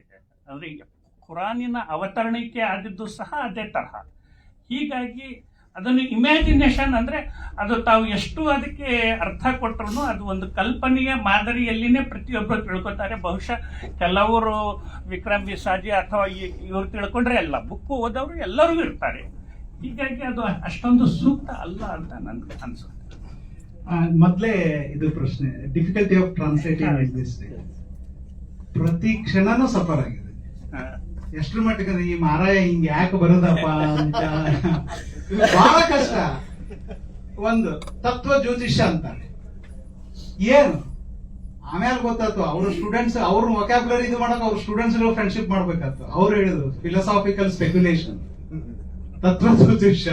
ಹಿಂಗ ಸಿಕ್ಕಾಪಟ್ಟೆ ಒಂದು ನಾನು ಇದ್ರೊಳಗೆ ಒಂದು ಇದನ್ನೇ ಮಾಡ್ಕೊಂಡೆ. It was really really frustrating. ನಾನು ಇದನ್ನ ಹೇಗ್ ಮುಗಿಸಿದೋ ಏನೋ ಗೊತ್ತಿಲ್ಲ. DRO ಇದನ್ನ ಇನ್ನೂ ಮುಗಿಸ್ದಾನೆ ಇದು ಆಯ್ತಲ್ಲ, ನನಗೂ ಹೆಂಗೋ ಏನಪ್ಪಾ ಅಂತ ಹೇಳಿ ಭಯನೂ ಇತ್ತು ನನಗೆ. ಯಾವಾಗ ಕೈ ಸಿಗ್ತಲ್ಲ ಬಂದ್ಮೇಲೆ ಎಸ್ ನಾನು 100 ವರ್ಷ ಬದುಕ್ತೀನಿ ಅನ್ನೋಂಗ ಇದು ಪ್ರತಿ ಹಂತದಿಲ್ಲ. ಅಂದ್ರೆ ಒಂದಿಷ್ಟು ಅವ್ರು ಏನ್ ಮಾಡ್ಬಿಡ್ತಾರೆ ಅಂತಂದ್ರೆ, ಈ ಇಂಗ್ಲಿಷ್ ಶ್ಲೋಕದಲ್ಲಿರುವ ಪರಿಭಾಷೆನ ಕನ್ನಡಕ್ಕೆ ಹೆಂಗೋ ಮಾಡಿರ್ತಾರಲ್ಲ, ನಾನು ಅದನ್ನ ಇಂಗ್ಲಿಷ್ ಮಾಡ್ಬೇಕಾದ್ರೆ ನನ್ ತನ ಮಾಡಬಾರ್ದು. ಅಲ್ಲಿ ಇಂಗ್ಲಿಷ್ ಡಿಸ್ಕೋರ್ಸ್ನಾಗ ಏನಿತ್ತಲ್ಲ ಹಾಗೆ ಹುಡುಕ್ಬೇಕಲ್ಲ. ಕಲ್ಪಿತ ಕುಲಗಳಿಗೆ ನಾನು ಇಮ್ಯಾಜಿನ್ ಕಮ್ಯುನಿಟಿ ನನಗೆ ಗೊತ್ತಿರ್ಬೇಕು. ಆ ಡಿಸ್ಕೋರ್ಸ್ ಮೂಲ ಮಾತೃಕೆ ಅಂತೂ ನಿಮ್ಮ ಇದ್ರಲಿಂದ ಒಂದು ಬಹಳ ನಾನು ಕೋಟ್ ಮಾಡಿದ್ದೇನೆ. ನಿಮ್ದೊಂದು ಎಸೆ ಇದೆ ಅಲ್ಲ ಅವ್ರ ಬಗ್ಗೆ, DRS ಪೋಸ್ಟ್ ಕೊಲೋನಿಯಲ್ ಥಿಂಕರ್, ವಸಾಹತೋತ್ತರ ಚಿಂತನೆ ಅದ್ರ ಬಗ್ಗೆ ಅಂತ ಒಂದಿಷ್ಟು ಇದು ಮಾಡ್ತಾರೆ ಬಹಳ. ಅಂದ್ರೆ ಆಮೇಲೆ ನಂಗೆ ಈಗ ಸಂಶಯನೂ ಇದೆ, I might have got many of the things wrong. ಅದ್ರ ಬಗ್ಗೆ ನನಗೇನು ಇದು ಇಲ್ಲ, ರಿಗ್ರೆಟ್ ಇಲ್ಲ. ಬಹಳ ಆನೆಸ್ಟ್ ಆಗಿ ಕಷ್ಟಪಟ್ಟು 4 ಮಂದಿಗೆ ತಲೆ ತಿಂದು ಎಲ್ಲ ಮಾಡಿ ಇದು ಮಾಡಿದ್ದೇವೆ. ಬಟ್ ನೀವು ಹೇಳಿದಾಗೆ ಬಹಳ ಕಷ್ಟ ಆಯ್ತು. ಒಂದು 9 ರಿಂದ 12 ಬಾರಿ ಇದು ರಿವಿಷನ್ ಇದು ಮಾಡಿದ್ದು. ಎರಡನೇದ್ದು ಮತ್ತೆ ಸರ್ ಅದು ಅಕಸ್ಮಾತ್ ನಾನು ಅಲ್ಲಮ ಪ್ರಭು ಅಂಡ್ ವಿಷನ್, ಶೈವ ವಿಷನ್ ಅಂತ ಮಾಡಿದರೆ ಇದು ಎಷ್ಟರ ಮಟ್ಟಿಗೆ ಇದೆಷ್ಟರ ವರ್ಕ್ ಆಗ್ತದಲ್ಲ, ಇಷ್ಟು ಅಷ್ಟು ವರ್ಕ್ ಆಗ್ತಾ ಇಲ್ಲ ಅಂತ ನನ್ನ ಅನಿಸಿಕೆ. ಅಂದ್ರೆ ಆಲ್ರೆಡಿ ಒಂದು ಈ ಅಕಾಡೆಮಿಕ್ ವಲಯದಲ್ಲಾಗ್ಲಿ ಸ್ಕಾಲರ್ಶಿಪ್ ನಲ್ಲಾಗ್ಲಿ ಒಂದು ಕರೆನ್ಸಿ ಇದೆ, ಒಂದು ನಾಣ್ಯ ಓಡ್ತಾ ಇದೆ. ನಾನು ಇದು ಏನೋ ಅಂತಾರಲ್ರಿ, ನೋಟ್ ಬಂದ್ ಮಾಡೋದಕ್ಕೆ ಡಿಮಾನಿಟೈಸ್ ಆದ ಕಾನ್ಸೆಪ್ಟ್ಸ್ ಗಳನ್ನ ಯೂಸ್ ಮಾಡಕ್ಕಲ್ಲ, ಯಾವುದು ಕರೆನ್ಸಿ ಒಳಗಿರ್ತದೆ. ಯಾಕಂದ್ರೆ ಅವರೇ ಬ್ಯೂಟಿಫುಲ್ ರಿಲ್ಕ್ ಅನ್ನ ಕಾಯಿನ್ ಬಗ್ಗೆ ಮಾತಾಡ್ತಾರೆ. ಇದು ನನ್ಗೆ ಬರೋದು ಅಲ್ಲಿಂದಾನೆ. ಸೊ ಯಾವ ನಾಣ್ಯ ಚಲಾವಣೆ ಆಗಿರ್ತೋ ಅದನ್ನ ಯೂಸ್ ಮಾಡಿದ್ದೇನೆ. ಮತ್ತೆ ಬೇರೆಯವರು ಬೇರೆ ರೀತಿ. This is not the final end of Nagaraj translation. This translation should beget another translation. ಇದನ್ನು ಇನ್ನೂ ಇದು ಮಾಡಬಹುದು. ಸರ್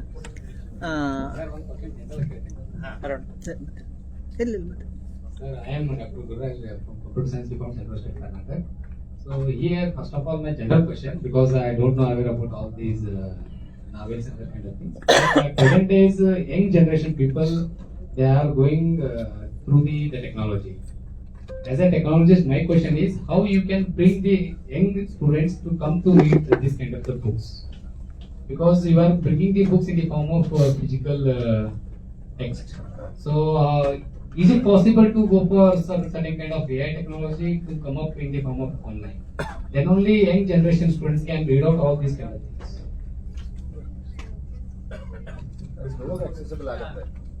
ಓದಕ್ ಮನ್ಸಿರೋರು ಓದೇ ಓದ್ತಾರೆ ಸರ್. ಈಗ ಯಂಗರ್ ಜನರೇಷನ್ ಕೂಡ ನಾವು ಅನ್ಕೋಬಹುದು ಮೊಬೈಲ್ ಈ ಕಡೆ ಹೋಗ್ಬಿಟ್ಟಿದಾರೆ ಅಂತ. ಇಲ್ಲ, ನಮ್ಮ ಮಕ್ಕಳುಗಳು ಬುಕ್ಸ್ ಗಳನ್ನ ಹಿಡ್ಕೊಂಡು ಓದ್ತಾರೆ. We should not depending on the words. ಹೌದು, ನೀವು ಬಹುಶಃ ಇದು ಹೇಳೋದನ್ನು ಅಡ್ವಾನ್ಸ್ ಸ್ಟಡೀಸ್ ಇದಾಗುತ್ತೆ. ಬಹುಶಃ ಇನ್ ದ ಫ್ಯೂಚರ್ ಈ ಬುಕ್ ಡಿಜಿಟಲ್ ಹ್ಯುಮ್ಯಾನಿಟೀಸ್ ಪ್ರಾಜೆಕ್ಟ್ ಹೋಗಿ ಡಿಜಿಟೈಸ್ ಕಾಪಿ ಆಗಿ ಬಂದು ಎಲ್ಲಾರು ಕೈ ಸೇರಿ ಎಲ್ಲಾರು ಮಕ್ಕಳುಗಳು ಓದಿ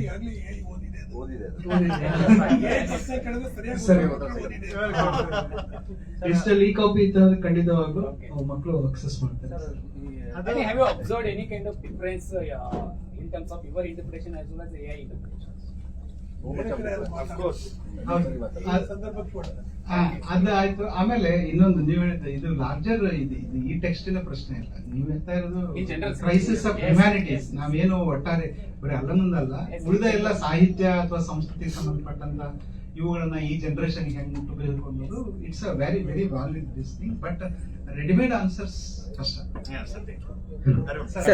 ಒಂದು ನನ್ನ ಕ್ವಶನ್, ಅಲ್ಲಮನ ವಿಚಾರದಲ್ಲಿ ಶೈವ ಅಂದ್ರೆ ಏನು?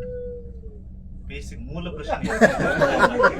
ನಾವು ಮೂಲ ಪ್ರಶ್ನೆ ಬಿಟ್ಟು ಬೇರೆದೆಲ್ಲ ಚರ್ಚೆ ಮಾಡ್ತಾ ಇದ್ದೀವಿ. ಅಲ್ಲಮ ಪ್ರಭು ಶೈವ ಪ್ರತಿಭೆ, ಶೈವ ಅಂದ್ರೆ ಏನೋ ಒಂದು ದೃಷ್ಟಿ. ಅಂದ್ರೆ ನಾನು ಇದರಲ್ಲಿ ಬರೆದಿದ್ದೇನೆ, ಡೀಟೇಲ್ಸ್ ನಂಗೆ ನೆನಪಿಲ್ಲ. ಬಟ್ ಒಂದು ಹೇಳ್ತೇನೆ, ಇವತ್ತಿನ ಶೈವ ವೀರಶೈವ ಅಲ್ಲ. ಅಲ್ಲ, ಯಾಕೆ ಅಂದ್ರೆ ಶೈವ ಪಂಥ ಅಥವಾ ಶೈವ ಆಧಾರಿತ ಅಥವಾ ಪಂಥದಲ್ಲಿ ಬಂದು ಬಸವ ಅವನನ್ನ ಶೂನ್ಯ ಪೀಠದಲ್ಲಿ ಕೂರಿಸಬೇಕಾದ್ರೆ ಬಸವನ ವಿಚಾರಗಳು ಅಲ್ಲಮನ ವಿಚಾರಗಳು ಹೊಂದಾಣಿಕೆ ಇತ್ವ, ಅಥವಾ ನಾವು ಶೈವ ಅಂತ ಬಂದ್ರೆ ಅಲ್ಲಿ ಬಸವನಿಗೆ ವಿರುದ್ಧವಾದಂತ ಕೆಲವೊಂದಿಷ್ಟು ಆಚಾರ ವಿಚಾರಗಳು ಇದರಲ್ಲಿ. ಯಾಕಂದ್ರೆ ಅಲ್ಲಿ ವೇದಗಳು ಬರುತ್ತವೆ, ಉಪನಿಷತ್ತುಗಳು ಬರುತ್ತವೆ. ಅಂದ್ರೆ ನಾವು ಅಲ್ಲಮನನ್ನ ಅಲ್ಲಿಗೆ ಹೋಲಿಸಬಹುದಾ ಅಥವಾ ಇದಕ್ಕೆ ತರಬಹುದಾ ಅನ್ನೋದು ಒಂದು. ಅಲ್ಲ, ನೀವು ಹೇಳಿದ ಹಾಗೆ ಇವನ್ ನಮಗೆ ಇದು ನೋಡಿ, ಒಂದು ಇಂಪಾರ್ಟೆಂಟ್ ಡಿಸ್ಟಿಂಕ್ಷನ್ ಪೃಥ್ವಿದತ್ತ ಚಂದ್ರಶೇಖರ್ ಅಂತ, ನಮಗೆ ಇವರ ಯಾರ ಬಯೋಗ್ರಫಿನೂ ಬರೀಲಿಕ್ಕೆ ಇವರ biographical details. What we can do is representation of their biography. ಅಂದ್ರೆ ಹರಿಯರ್ ನಿಂದ ಸ್ಟಾರ್ಟ್ ಆಗುವ ಹಾಗೆ ನೋಡಿ ಹೇಳೋದಾದ್ರೆ, ಶೂನ್ಯ ಸಂಪಾದನೆಯಲ್ಲೇ ಒಂದು ಬಹಳ ಚಂದ ಡಿಬೇಟ್ ಇದೆ ಬಸವಣ್ಣವ್ರಿಗೂ ಮತ್ತು ಅಲ್ಲಮ್ಮ ಪ್ರಭುಗೂ, ಚೆನ್ನ ಬಸವಣ್ಣಗೂ, ಲಿಂಗ ದೀಕ್ಷೆ, ಸಿದ್ದರಾಮನ ಲಿಂಗ ದೀಕ್ಷೆ, ಈ ತರದ್ದು. ಅದು ಅದೇನು ಒಂಥರ ಇಲ್ಲ, ಅಣ್ಣ ಬಂದ ತಕ್ಷಣ ನಾನು ಇದು ಅದೇ ಅಥವಾ ಪ್ರಭು ಬಂದ ತಕ್ಷಣ ಹಂಗಲ್ಲ. ತುಂಬಾ ಡಿಬೇಟ್ ಇದೆ. ಬೇರೆ ಬೇರೆ ಶೂನ್ಯ ಸಂಪಾದನೆ ಒಂದು ನೆಕ್ಸ್ಟ್ ಬಂದ ಶೂನ್ಯ ಸಂಪಾದನೆಯಲ್ಲಿ ಅಲ್ಲಂ ಪ್ರಭು ಒಪ್ಪಿಕೊಳ್ತಾನೆ, ಸೋಲನ್ನು ಒಪ್ಪಿಕೊಳ್ತಾನೆ. ಇನ್ನೊಂದು ಇದರಲ್ಲಿ ಚೆನ್ನ ಬಸವಣ್ಣ ಕನ್ವಿನ್ಸ್ ಮಾಡಿ ಇದು ಮಾಡ್ತಾರೆ. ಬಟ್ ನೀವು ಹೇಳುವ ಶೈವ ಅನ್ನೋದಿದೆ ಅಲ್ಲ, ಅದರ ಅರ್ಥನೇ ಹಿಸ್ಟಾರಿಕಲಿ ಬೇರೆ ಬೇರೆಯಾಗಿ ಬರ್ತಾ ಇದೆ. ಈಗ DR ಅವರು ಹೇಳಿದಾಗ ನನಗೆ ಗೊತ್ತಾಯ್ತು ಏನು ಅಂತಂದ್ರೆ, ಲಿಂಗವಂತ ಲಿಂಗಾಯತ ಅನ್ನೋದು 12ನೇ ಶತಮಾನದಲ್ಲಿ, ಅಂದ್ರೆ ವೀರಶೈವ ಅನ್ನೋದು ಒಂದು ಓಪನ್ ಕ್ಯಾಟಗರಿ. 20ನೇ ಶತಮಾನಕ್ಕೆ ಬರುವಾಗ ಅದು ಇನ್ಸ್ಟಿಟ್ಯೂಷನಲೈಸ್ ಆಗಿ, ಅಂದ್ರೆ ಮಧ್ಯಯುಗದೊಳಗನ ಅಂದ್ರೆ ಸೂರ್ಯ ಸಂಪಾದನೆ ಕಾಲದೊಳಗೆ ಇದು ಆಗಕ್ ಬಂತು. ಅದಕ್ಕಾಗಿ ಇದು ಇವತ್ತಿನ ಅರ್ಥ ಅಲ್ಲ. ಇವರು ಮಾತಾಡ್ತಾ ಇರೋದು ಒಂದು ಫಿಲಾಸಾಫಿಕಲ್ ಭಾಗವಾಗಿ, ಶಿವಭಕ್ತಿಯಾಗಿ ಸರ್. DR ಅವರು ಬರೆಯುವ ಸಂದರ್ಭಕ್ಕೇನೆ ಕನ್ನಡದ ಇಂಟೆಲೆಕ್ಚುಯಲ್ ಜಗತ್ತೊಳಗೆ ಒಂದು ರೀತಿಯ ಭಯವನ್ನು ಹುಟ್ಟಿಸಿದ್ರು. ಅಂದ್ರೆ ಅದನ್ನ ಡಿಯರನ್ ಫೋಬಿಯಾ ಅಂತ ಬೇಕಾದ್ರೆ ನಾವು ಕರಿಬಹುದು. ಸೊ ಆ ಭಯಕ್ಕೆ ಏನ್ ಮಾಡ್ತಾ ಇದ್ರು, ಅವ್ರು ಏನು ಉಲ್ಲೇಖ ಮಾಡ್ತಾರೆ, ಅದು ಯಾರು ಏನು ಎತ್ತಂತ ಒಂದು ತಕ್ಷಣ ಅದೇನೋ ಒಂದು ಮಾತಾಡಿದ್ರೆ, ಒಂದು ಲೇಖನ ಬಂದ್ರೆ ಅದ್ರ ಮೇಲೆ ಡಿಸ್ಕೋರ್ಸ್ ಶುರುವಾಗೋದು. ಸೊ ಇಂಥದ್ರಲ್ಲಿ SR ಹಿರೇಮಠ ಅವರು ಒಂದು ಲೇಖನ ಬರೆದ್ರು. ಅವ್ರು ಏನ್ ಬರೆದ್ರು ಅಂದ್ರೆ, DR ಅವರ ಲೇಖನವನ್ನು ಇಟ್ಕೊಂಡು ಅಥವಾ ಒಂದು ರಿಸರ್ಚ್ ಅನ್ನು ಇಟ್ಕೊಂಡು ಅವ್ರು ಬರಿತಾ ಕೆಲವು ಲೇಖಕರನ್ನ ಉಲ್ಲೇಖ ಮಾಡ್ತಾ, ಇವ್ರು ಜಗತ್ತಲ್ಲಿ ಎಲ್ಲೂ ಇಲ್ಲ, ಅವರು ಅದನ್ನೆಲ್ಲ ಹುಡುಕಾಡಿ ಈ ಹೆಸರಿನ ಲೇಖಕರೇ ಇಲ್ಲ, DR ಹಿಂಗ್ ಉಲ್ಲೇಖ ಮಾಡ್ತಾರೆ ಅಂತ ಅವ್ರು ಒಂದು ಸಪರೇಟ್ ಲೇಖನನೇ ಬರೆದ್ರೆ, ನೀವು ಗಮನಿಸಿದ್ರೆ ನನ್ಗೆ ಐಡಿಯಾ ಇಲ್ಲ. ಎಸ್ ಎಸ್ ಹಿರೇಮಠರು ಯಾವ್ಯಾವ ಉಲ್ಲೇಖ ಮಾಡಿದ್ರೆ ಆ ಲೇಖಕರು ಜಗತ್ತಲ್ಲಿ ಇಲ್ಲವೇ ಇಲ್ಲ ಅನ್ನೋ ಅರ್ಥದಲ್ಲಿ ಇಡೀ ಲೇಖನದಲ್ಲಿ ಮತ್ತೆ ಅವರು ಉಲ್ಲೇಖ ಮಾಡಿದ ಲೇಖಕರನ್ನ, ಫಿಲಾಸಫರ್ಸ್ನ, ಬುಕ್ಸ್ನ ಕೆಲವನ್ನೆಲ್ಲ ಮಾಡ್ತಾರೆ. ಸೊ ಆಸ್ ಎ ಟ್ರಾನ್ಸ್ಲೇಟರ್ ನಿಮಗೆ ಆ ತರದ್ದು ಏನಾದ್ರು ಎದುರಾಯ್ತು? ಒಳ್ಳೆ ಪ್ರಶ್ನೆ ಇದು. ನಾನು ಇದನ್ನ ಟ್ರಾನ್ಸ್ಲೇಷನ್ ಮಾಡುವಾಗ ಅವರು ಉಲ್ಲೇಖ ಮಾಡುವ ಎಲ್ಲದಕ್ಕೂ ನಾನು ಫುಟ್ ನೋಟ್ ಕೊಡ್ಬೇಕಾದ್ರೆ, ಎಲ್ಲದಕ್ಕೂ ಅಂದ್ರೆ ಅವ್ರು ಬಿಟ್ಟಿದ್ದಾರೆ, ಬಹಳ ಗೊತ್ತಿಲ್ಲ. ಆವಾಗ ನಾನು ಸರ್ಚ್ ಮಾಡಿದವಾಗ ಒಂದು ಎಕ್ಸೆಪ್ಟ್ ಒಂದು PhD ಥೀಸಿಸ್ ಅನ್ನ ಕೋಟ್ ಮಾಡ್ತಾರೆ. ಅದರ ಡೀಟೇಲ್ಸ್ ಅದೇ ಸೋರ್ಸ್ ನಾಟ್ ಅವೈಲೇಬಲ್, ಅದನ್ನ ಬಿಟ್ರೆ ಮಿಕ್ಕಿದ್ವು ಎಲ್ಲವೂ ನಾವು ಅವ್ರು ಹೆಂಗೆ ಕರಾರುಪವಾಗಿ ಅಲ್ಲಿ ಕೋಟ್ ಮಾಡಿದಾರೆ, ಏನು ಮಾಡಿದಾರೋ ಎಲ್ಲದಕ್ಕೂ ಫುಟ್ ನೋಟ್ ನನಗೆ ಕೊಡಕ್ ಸಾಧ್ಯ ಆಗಿದ್ದು ಯಾಕೆ ಅಂತಂತಂದ್ರೆ ಅವ್ರು ಎಲ್ಲರೂ ಇದ್ದ ಲೇಖಕರ ಬಗ್ಗೆನೇ ಬರೆದಿದ್ದಕ್ಕೆ. ಬಟ್ ನೀವು ಹೇಳ್ತಾ ಇರುವ ಯಾವ ಇದು ಲೇಖನ ಅಥವಾ ಯಾವ ಇದು ಅನ್ನೋದು ಗೊತ್ತಿಲ್ಲ. ಬಟ್ ಬರ್ದಿದೆ sir, TR ವಾಸ್ ಕಳಿಸ್ತೀನಿ. ಒಂದು ಏನೋ ಇದು ಇರ್ತಾವಲ್ಲ ಲೆಜೆಂಡ್ಸ್, ಇದು TR ವಾಸ್ ಬಿಟ್ ಮಿಸ್ಚಿವಸ್ ಏನೋ ಹೇಳುವಾಗ ಯಾರೋ ಅಂತಾರೆ, ಅವರೇ ಹೇಳಿದ್ರು ಅಂತಾರೆ, ಯಾರು ಇಲ್ಲ ಸುಮ್ಮನೆ ಅಂದೆ, ಈ ತರದ್ ಏನೋ ಮಾಡ್ತಿದ್ ಕೇಳಿದ್ದಿದ್ದು. ಬಟ್ ನಾನು ಎಷ್ಟು ಅವ್ರ ಅಂದ್ರೆ ಇದನ್ ಮಾಡುವಾಗ ನಾನು ಬೇರೆ ಬೇರೆನೂ ಅವ್ರ ಪುಸ್ತಕಗಳನ್ನ ಓದಬೇಕಾದ್ರೆ ಅಂತಲ್ಲಿ ನನಗೆ ಯಾವ್ದು ಹಾಗೆ ಅನ್ಸಿಲ್ಲ. ಇಲ್ಲಿ ಖಂಡಿತವಾಗಿ ಇಲ್ಲಂತೂ ಯಾವ್ದು ಮೇ ಬಿ ಅವರು ಬರವಣಿಗೆ ಎಲ್ಲ ದಾಖಲಿಸಿಲ್ದ ಅಥವಾ ಮಾತಾಡುವಾಗ ರೈಟ್ ಅದನ್ನ ಬಟ್ ಸ್ವಲ್ಪ ನಿಶ್ಚಯಿಸಿದ್ರು ಅಂತ. ರೈಟ್ ಇಲ್ಲಿಗೆ ಈ ಕಾರ್ಯಕ್ರಮವನ್ನು ಮುಕ್ತಾಯವಂತ ಅನ್ಕೊಂತೀನಿ. ತುಂಬಾ ಸಮಯನೂ ಆಯ್ತು. ನಮ್ಮ ಸಪನ ವತಿಗಳಿಂದ ಒಂದು ಚಿಕ್ಕ ಸನ್ಮಾನ ನಾವು ಅದನ್ನು ಸ್ವೀಕರಿಸ್ತೀವಿ. ಅದೊಂದು ಪ್ರತಿಭೆ, that is A special talent. ಅಂದ್ರೆ ಎಕ್ಸ್ಪ್ಲೇನ್ ಮಾಡ್ಬೇಕಂದ್ರೆ ಅದೊಂದು ಸ್ಪೆಷಲ್ ಟ್ಯಾಲೆಂಟ್ ನೀವು ಇದು ಮಾಡೋದು ಒಂದು. ಎರಡನೇದ್ದು, ಭಾರತೀಯ ಕಾವ್ಯ ಮೀಮಾಂಸೆಯಲ್ಲಿ ಇದೊಂದು ಪರಿಭಾಷೆ. ಇದನ್ನ ಇಂಗ್ಲಿಷಿನಲ್ಲಿ ಬರೆಯುವಾಗ already there is a tradition of using pratibha as imagination. ಇದನ್ನ ಕುರ್ತಕೋಟಿಯವರೇ ಇದನ್ನ ಎಕ್ಸ್ಪ್ಲೇನ್ ಮಾಡ್ತಾರೆ ಒಂದ್ ಕಡೆ. ಆಮೇಲೆ ಇದರಲ್ಲಿ ನಾನು ಒಂದು ಇಂಟ್ರೊಡಕ್ಷನ್ ನಲ್ಲಿ ಅದನ್ನ ಎಕ್ಸ್ಪ್ಲೇನ್ ಮಾಡಿದ್ದೀನಿ, ಯಾಕೆ ಇದು ಪ್ರತಿಭೆ ಅಂದ್ರೆ ಏನು ಅನ್ನೋದನ್ನ ನಾನು ಇದು ಮಾಡಿದ್ದೀನಿ. ಇದು ಭಾರತೀಯ ಕಾವ್ಯ ಮೀಮಾಂಸೆಯ ಟ್ರಾನ್ಸ್ಲೇಷನ್ ಹೊರತು ಡಿಕ್ಷನರಿ ಮೀನಿಂಗಿನ. ಈಗ ಕೋಲ್ರಿಡ್ಜ್ ಒಂದು ಡಿಸ್ಟಿಂಕ್ಷನ್ ಮಾಡ್ತಾನೆ, primary imagination and secondary imagination. ಅಂದ್ರೆ ನಮ್ಗೆ ಎಲ್ಲರಿಗೂ ಒಂದು ಇಮ್ಯಾಜಿನೇಷನ್ ಮನುಷ್ಯರಾದವರು, ಬಟ್ ಕವಿಗೆ ಕಾವ್ಯದ ಕಲ್ಪನೆ ಒಂದು ಬೇರೆ ಇರ್ತದೆ. ನಮಗೆಲ್ಲ ನಮ್ಮೆಲ್ಲರಿಗೂ ಕನ್ನಡ ಬರ್ತದೆ, ಧಾರವಾಡ ಕನ್ನಡ ನನಗೆ ಚಂದ ಬರ್ತದೆ. ಆದ್ರೆ ಬೇಂದ್ರೆಯ ಪ್ರತಿಭೆ ಇದೆ ಅಲ್ಲ, ಇಮ್ಯಾಜಿನೇಷನ್ ನನಗಿಲ್ಲ. ಆ ಅರ್ಥದಲ್ಲಿ ಒಂದು. ಇನ್ನೊಂದು, ಬಹುಶಃ ನಾನು ಇಂಗ್ಲಿಷ್ ಮೇಸ್ಟರ್ ಆಗಿ ಇದನ್ನ ಬೇರೆದವರು ಈ ಬುಕ್ಕಿನ ಬಗ್ಗೆ ಬರೆಯುವಾಗ ಬಹಳ ಒಳ್ಳೆ ಸ್ಕಾಲರ್ಸ್ ಅದನ್ನ ಶೈವ ಟ್ಯಾಲೆಂಟ್ ಅಂತಾನೆ ಮಾಡಿಲ್ಲ, ಬಹಳ ಒಳ್ಳೆ ಇದನ್ನೇ. ಆದ್ರೆ ಇದರ ಇಲ್ಲಿ ನೋಡಿ, ಟೆಕ್ನಿಕಲ್ ಪೇಜ್ ನಲ್ಲಿ ಇದನ್ನು ಬಹುಶಃ ಹೀರಂ ಮಾಡಿರ್ಬೇಕು, ಅಥವಾ ಸುಬ್ಬಣ್ಣ ಮಾಡಿರ್ಬೇಕು, ಅಥವಾ ಐತಾಳ್ರು ಮಾಡಿರ್ಬೇಕು, ಅಥವಾ ಇನ್ಯಾರೋ ಮಾಡಿರ್ಬೇಕು. ಇವರೇ ಇದರಲ್ಲಿ ಏನ್ ಮಾಡಿದ್ದಾರೆ, ಅದರ ಎಕ್ಸ್ಪ್ಲನೇಷನ್ ಕನ್ನಡದಲ್ಲಿ, ಕನ್ನಡ ಬುಕ್ ಅಲ್ಲ, ಅದರ ಟೆಕ್ನಿಕಲ್ ಪೇಜ್ ಅಲ್ಲಿ A critical study of Allama Prabhu and the ಶೈವ ಇಮ್ಯಾಜಿನೇಷನ್. ಪ್ರತಿಭೆಯನ್ನ ಕನ್ನಡಕ್ಕೆ ಇಮ್ಯಾಜಿನೇಷನ್ ಅಂತಾನೆ, ಇದು ಇಮ್ಯಾಜಿನೇಷನ್ ಪ್ರತಿಭೆ ಅಂತಾನೆ ಮಾಡಿದ್ರು. ಓಎನ್ ನಾಗೇಶ್ ವಿಮರ್ಶೆ ಪರಿಭಾಷೆ ಅದನ್ನ ನೋಡಿದ್ರೆ ನಿಮ್ಗೆ ಗೊತ್ತಾಗುತ್ತೆ. ಇದು ಒಂದ್ ಸ್ವಲ್ಪ ಅದೊಂದು ಒಂದು ಟ್ರೆಡಿಷನ್ ಕೂಡ. ಮತ್ತು ಅದು ಆಮೇಲೆ ಎಲಿಟ್ ಮಾತಾಡ್ತಾ ಇರುವ ಟ್ಯಾಲೆಂಟ್ ಬೇರೆ. Elite actually is not talking about ಪ್ರತಿಭೆ. ಅಂದ್ರೆ ನಾವು ಡೇ ಟು ಡೇ ಲೈಫಿನ ಒಂದು ಯೂಸೇಜ್ ಇದೆ ಅಲ್ಲ, ಡಿಕ್ಷನರಿ ಮೀನಿಂಗ್, ಅದು ಬೇರೆ ಅನಿಸ್ತದೆ. ಇದನ್ನ ಹೆಚ್ಚಿಗೆ ನೀವು ಹೇಳ್ಬೇಕು, ಪ್ರತಿಭೆ ಅಂದ್ರೆ ಭಾರತೀಯ ಕಾವ್ಯ ಮೀಮಾಂಸೆಯಲ್ಲಿ ಅದಕ್ಕೆ ಏನ್ ಹೇಳ್ತಾರೆ ಏನು ಅಂತ ಹೇಳಿ, ಅಥವಾ ಇದನ್ನ ಇಲ್ಲಿ ಮುಗಿಸಿ ಮುಂದೆ ನಾವು ಈ ಚರ್ಚೆ ಈಗ ಎರಡೂ ದಿಕ್ಕಿನಿಂದ ನಡೆಸಬೇಕಾಗ್ತದೆ. ಒಂದು, ಅಲ್ಲಮ ಪ್ರಭುವಿನ ದರ್ಶನದ ಬಗ್ಗೆ ಇರುವಂತಹ ಚರ್ಚೆಗಳೇನೇನಿದೆ ಒಂದು, ಆಮೇಲೆ ಇನ್ನೊಂದು ಟ್ರಾನ್ಸ್ಲೇಷನ್, ಅನುವಾದದ ಕ್ರಮಗಳು. ಗುಂಡೂರವರಿಗೆ ನನ್ನ ಪ್ರಶ್ನೆ ಏನು ಅಂತಂದ್ರೆ, ಇದ್ರೊಳಗೆ ಅನೇಕ ಸಂಗತಿಗಳು ಕಿಕ್ಕಿರಿದಿದೆ. ಅದ್ರೊಳಗೆ ಧರ್ಮ ಇದೆ, ಸಂಸ್ಕೃತಿ ಇದೆ, ಭಾಷೆ ಬಗ್ಗೆ ಇದೆ, ಆಮೇಲೆ ಬೇರೆ ಬೇರೆ ದರ್ಶನಗಳ ಬಗ್ಗೆ ಇದೆ, ಪಂಥಗಳ ಬಗ್ಗೆ ಇದೆ, ಆಮೇಲೆ ಭಾರತದ ಬಹಳ ಮುಖ್ಯ ದಾರ್ಶನಿಕರ ಅನೇಕ ಚರ್ಚೆಗಳು ತಂದ. ಅಭಿನವ ಗುಪ್ತನ ಚರ್ಚೆ ಬಹಳ ದೊಡ್ಡ ಪ್ರಮಾಣದಲ್ಲಿ ತಂದಿದ್ದಾರೆ.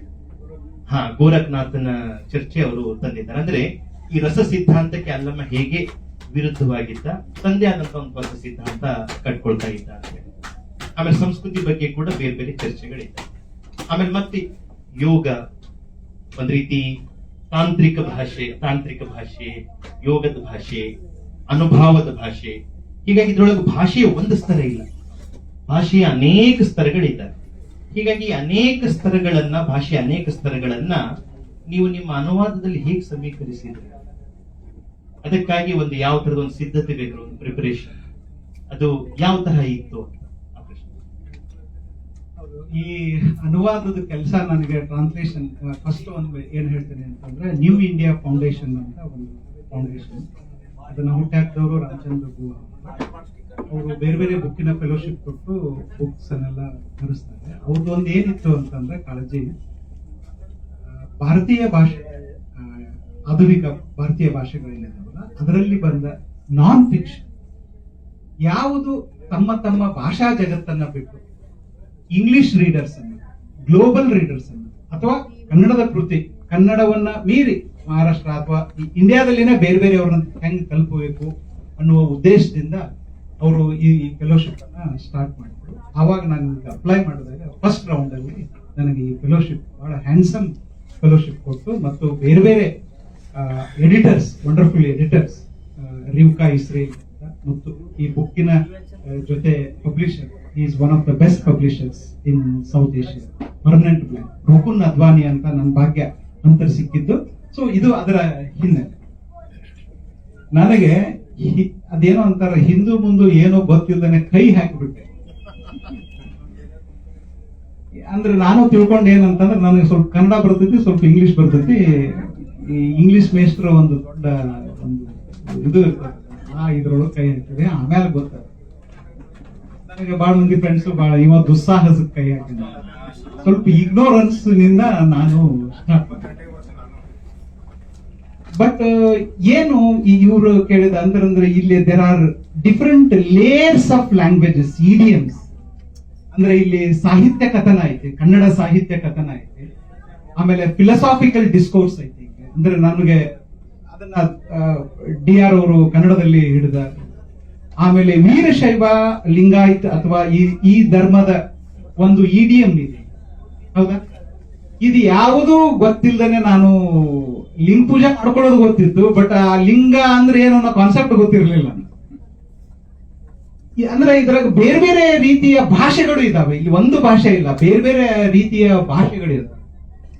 ನನಗೆ 6 ತಿಂಗಳದಷ್ಟೇ ಇತ್ತು. ಇದೇನೋ ಮಾಡ್ತಾ ಮಾಡ್ತಾ ಹೋದಾಗ ನಾನು ಮಾಡುವ ಕೆಲಸ ನನ್ನಿಂದ ಡಿಮಾಂಡ್ಗಳನ್ನ ಮಾಡ್ಲಿಕ್ಕೆ ಹೋಯ್ತು.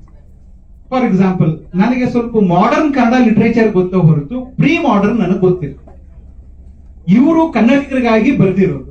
ಒಮ್ಮಿಲೆ ಹರಿಹರ ಅಂತ ಹೇಳ್ತಾರೆ, ರಾಘವಾಂಕ ಅಂತ ಹೇಳ್ತಾರೆ, ಶೂನ್ಯ ಸಂಪಾದನೆ ಅಂತ ಹೇಳ್ತಾರೆ, ಮಂಟೇಸ್ವಾಮಿ ಕಾವ್ಯ ಅಂತ ಹೇಳ್ತಾರೆ, ಇದೆಲ್ಲ. ಆಮೇಲೆ ಜೈನ ಸಾಹಿತ್ಯ, ಇದು ಇವರು ಲಿಂಗಾಯತರು ಜೈನ ಬಸದಿಗಳನ್ನ ಇದು ಮಾಡಿದ್ರು, ಅವರು ಇದು ಮಾಡಿದ್ರು. ಇದು ಏನು ನಂಗೆ Greek and Latin to me. ನಾವು ಕೆಲಸ ಮಾಡ್ತಾ ಮಾಡ್ತಾ ಹೋದಾಗ ಆ ಕೆಲಸ ನಮ್ಮಿಂದ ಏನನ್ನೋ ಡಿಮಾಂಡ್ ಮಾಡ್ತದಲ್ಲ, ಅದನ್ನ ನಾವು ಎಷ್ಟರ ಮಟ್ಟಿಗೆ ಮಾಡ್ಬೇಕು ಅಂತಂದ್ರೆ, ಅದು ಬಂತು ಅಂತಂದ್ರೆ ಸರಿಸಿಡ್ತಿದ್ದೆ, ಇಂಥವ್ರಿಗೆ ಕಾಲ್ ಮಾಡ್ತಿದ್ದೆ. ಇವ್ರಿಗೂ ಎಷ್ಟೋ ಸಲ ಮಾಡಿದ್ದೇನೆ ನಾನು. ಅವರು ಇಂಥ ಬುಕ್ ಅನ್ನು ಸಜೆಸ್ಟ್ ಮಾಡ್ತಾ ಇದ್ರು.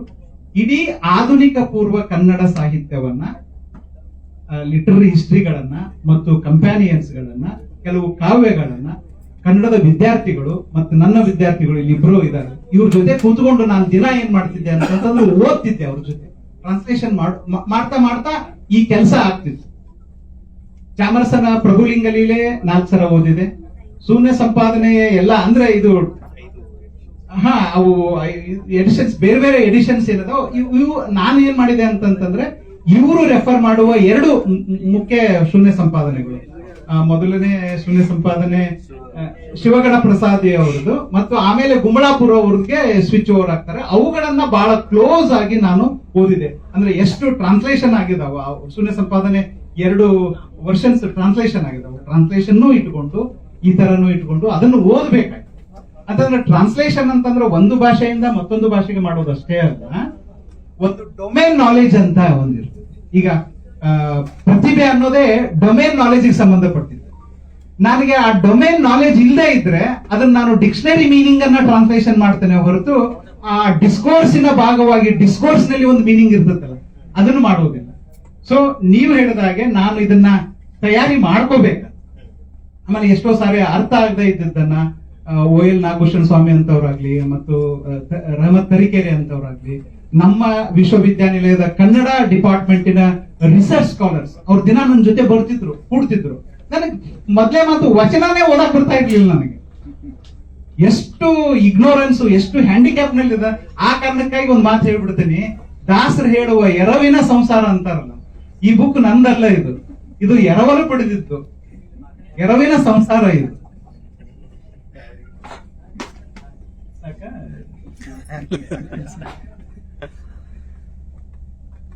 ಸರ್, ನೀವು ಒಬ್ಬರು ಅನುವಾದಕರಾಗಿ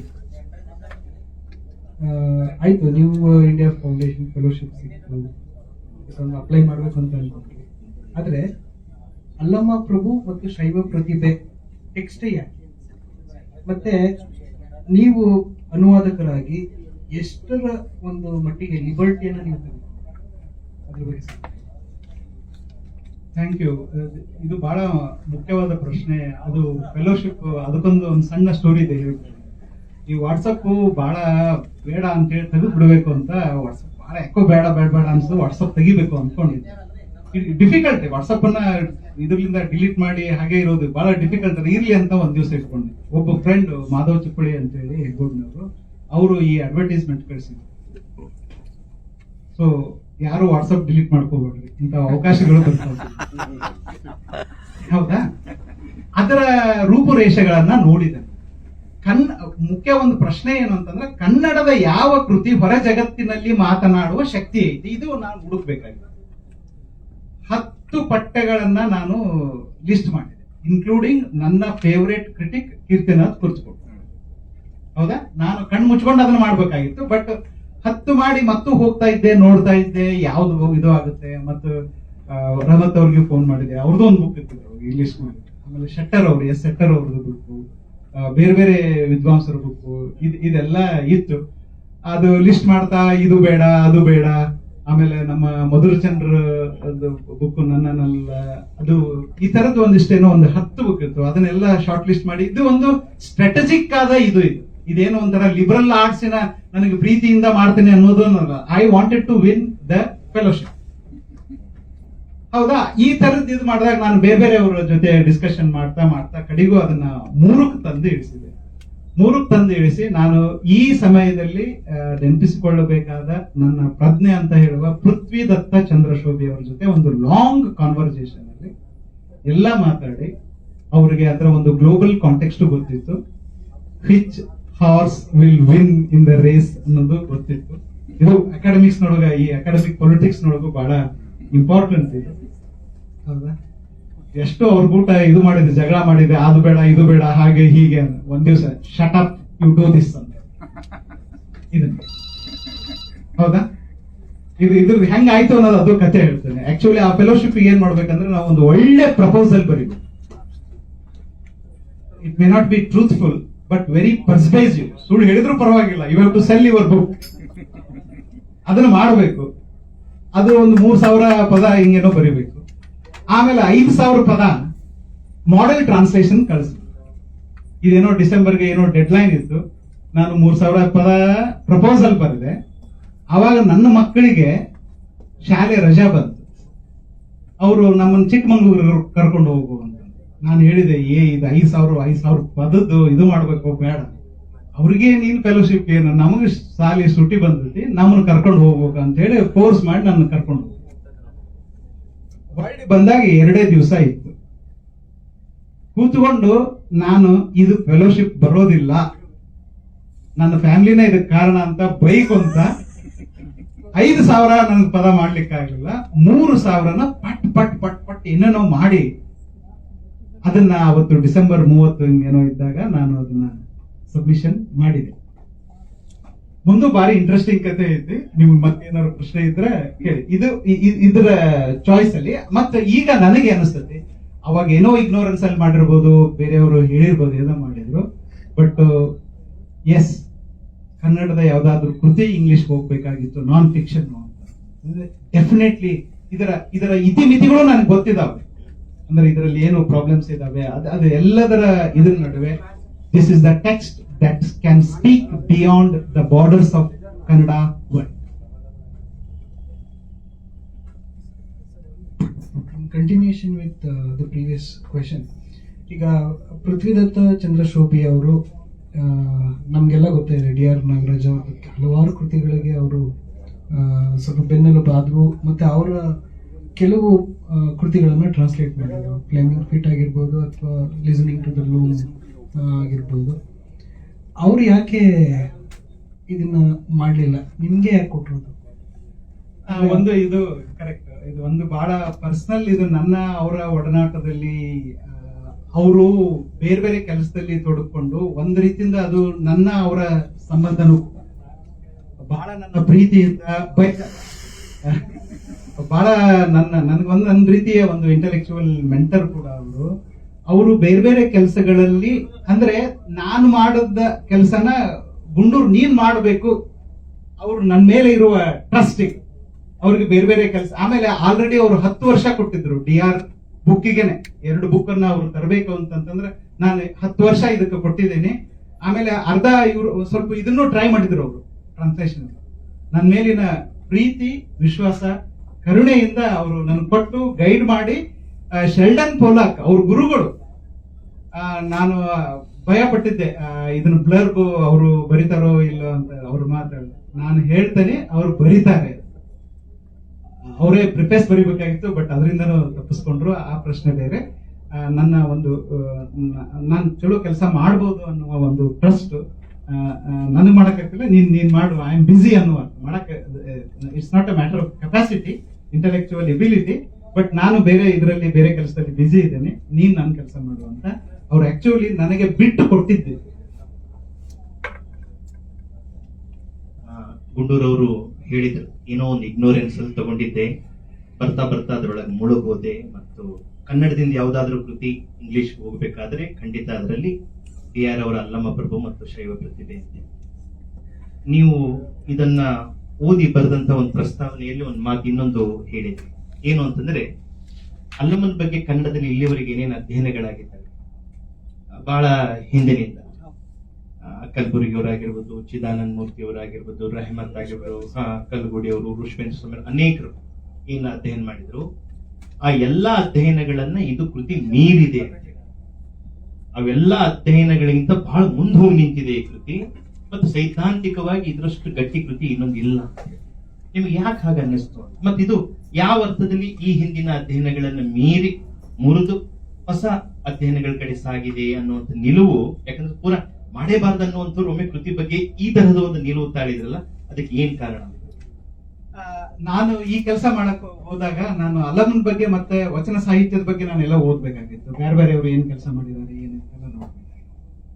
ನಮ್ಮ ಆಕ್ಚುಲಿ ನವೋದಯ ಕಾಲದ ಸ್ಕಾಲರ್ಸ್ ಏನ್ ಮಾಡಿದ್ದಾರೆ, ಒಂದು ನಮ್ಗೆ ಸಾಲಿಡ್ ಒಂದು ಟ್ರೆಡಿಷನ್ ಇದೆ ಸಿಕ್ಕಾಪಟ್ಟೆ. ಏನು ಅಂತಂದ್ರೆ ವಚನಗಳನ್ನೆಲ್ಲವನ್ನು ಹಳಕಟ್ಟಿ ಅವರಿಂದ ಹಿಡಿದು, ಆಮೇಲೆ ಕಲಬುರ್ಗಿ ಅವರಿಂದ ಹಿಡಿದು ಅಂತಂದ್ರೆ ಅವರು ಒಂದು ಲೆವೆಲ್ಗೆ ಅದನ್ನ ಎಲ್ಲ ಕೆಲಸ ಮಾಡಿದ್ರು. ಸ್ಕಾಲರ್ಶಿಪ್ ವಚನಗಳನ್ನು ಕಲೆಕ್ಟ್ ಮಾಡಿದ್ರು, ಟ್ರಾನ್ಸ್ಲೇಷನ್ ಮಾಡಿದ್ರು, ಪ್ರಿಂಟ್ ಮಾಡಿದ್ರು. ನಮ್ಮ ಪುರಾಣಗಳನ್ನ, ಶೈವ ಪುರಾಣಗಳನ್ನ, ವೀರಶೈವ ಪುರಾಣಗಳನ್ನ ಎಲ್ಲವನ್ನೂ ತಗೊಂಡು ಬಂದು ಇದು ಮಾಡಿದ್ರು.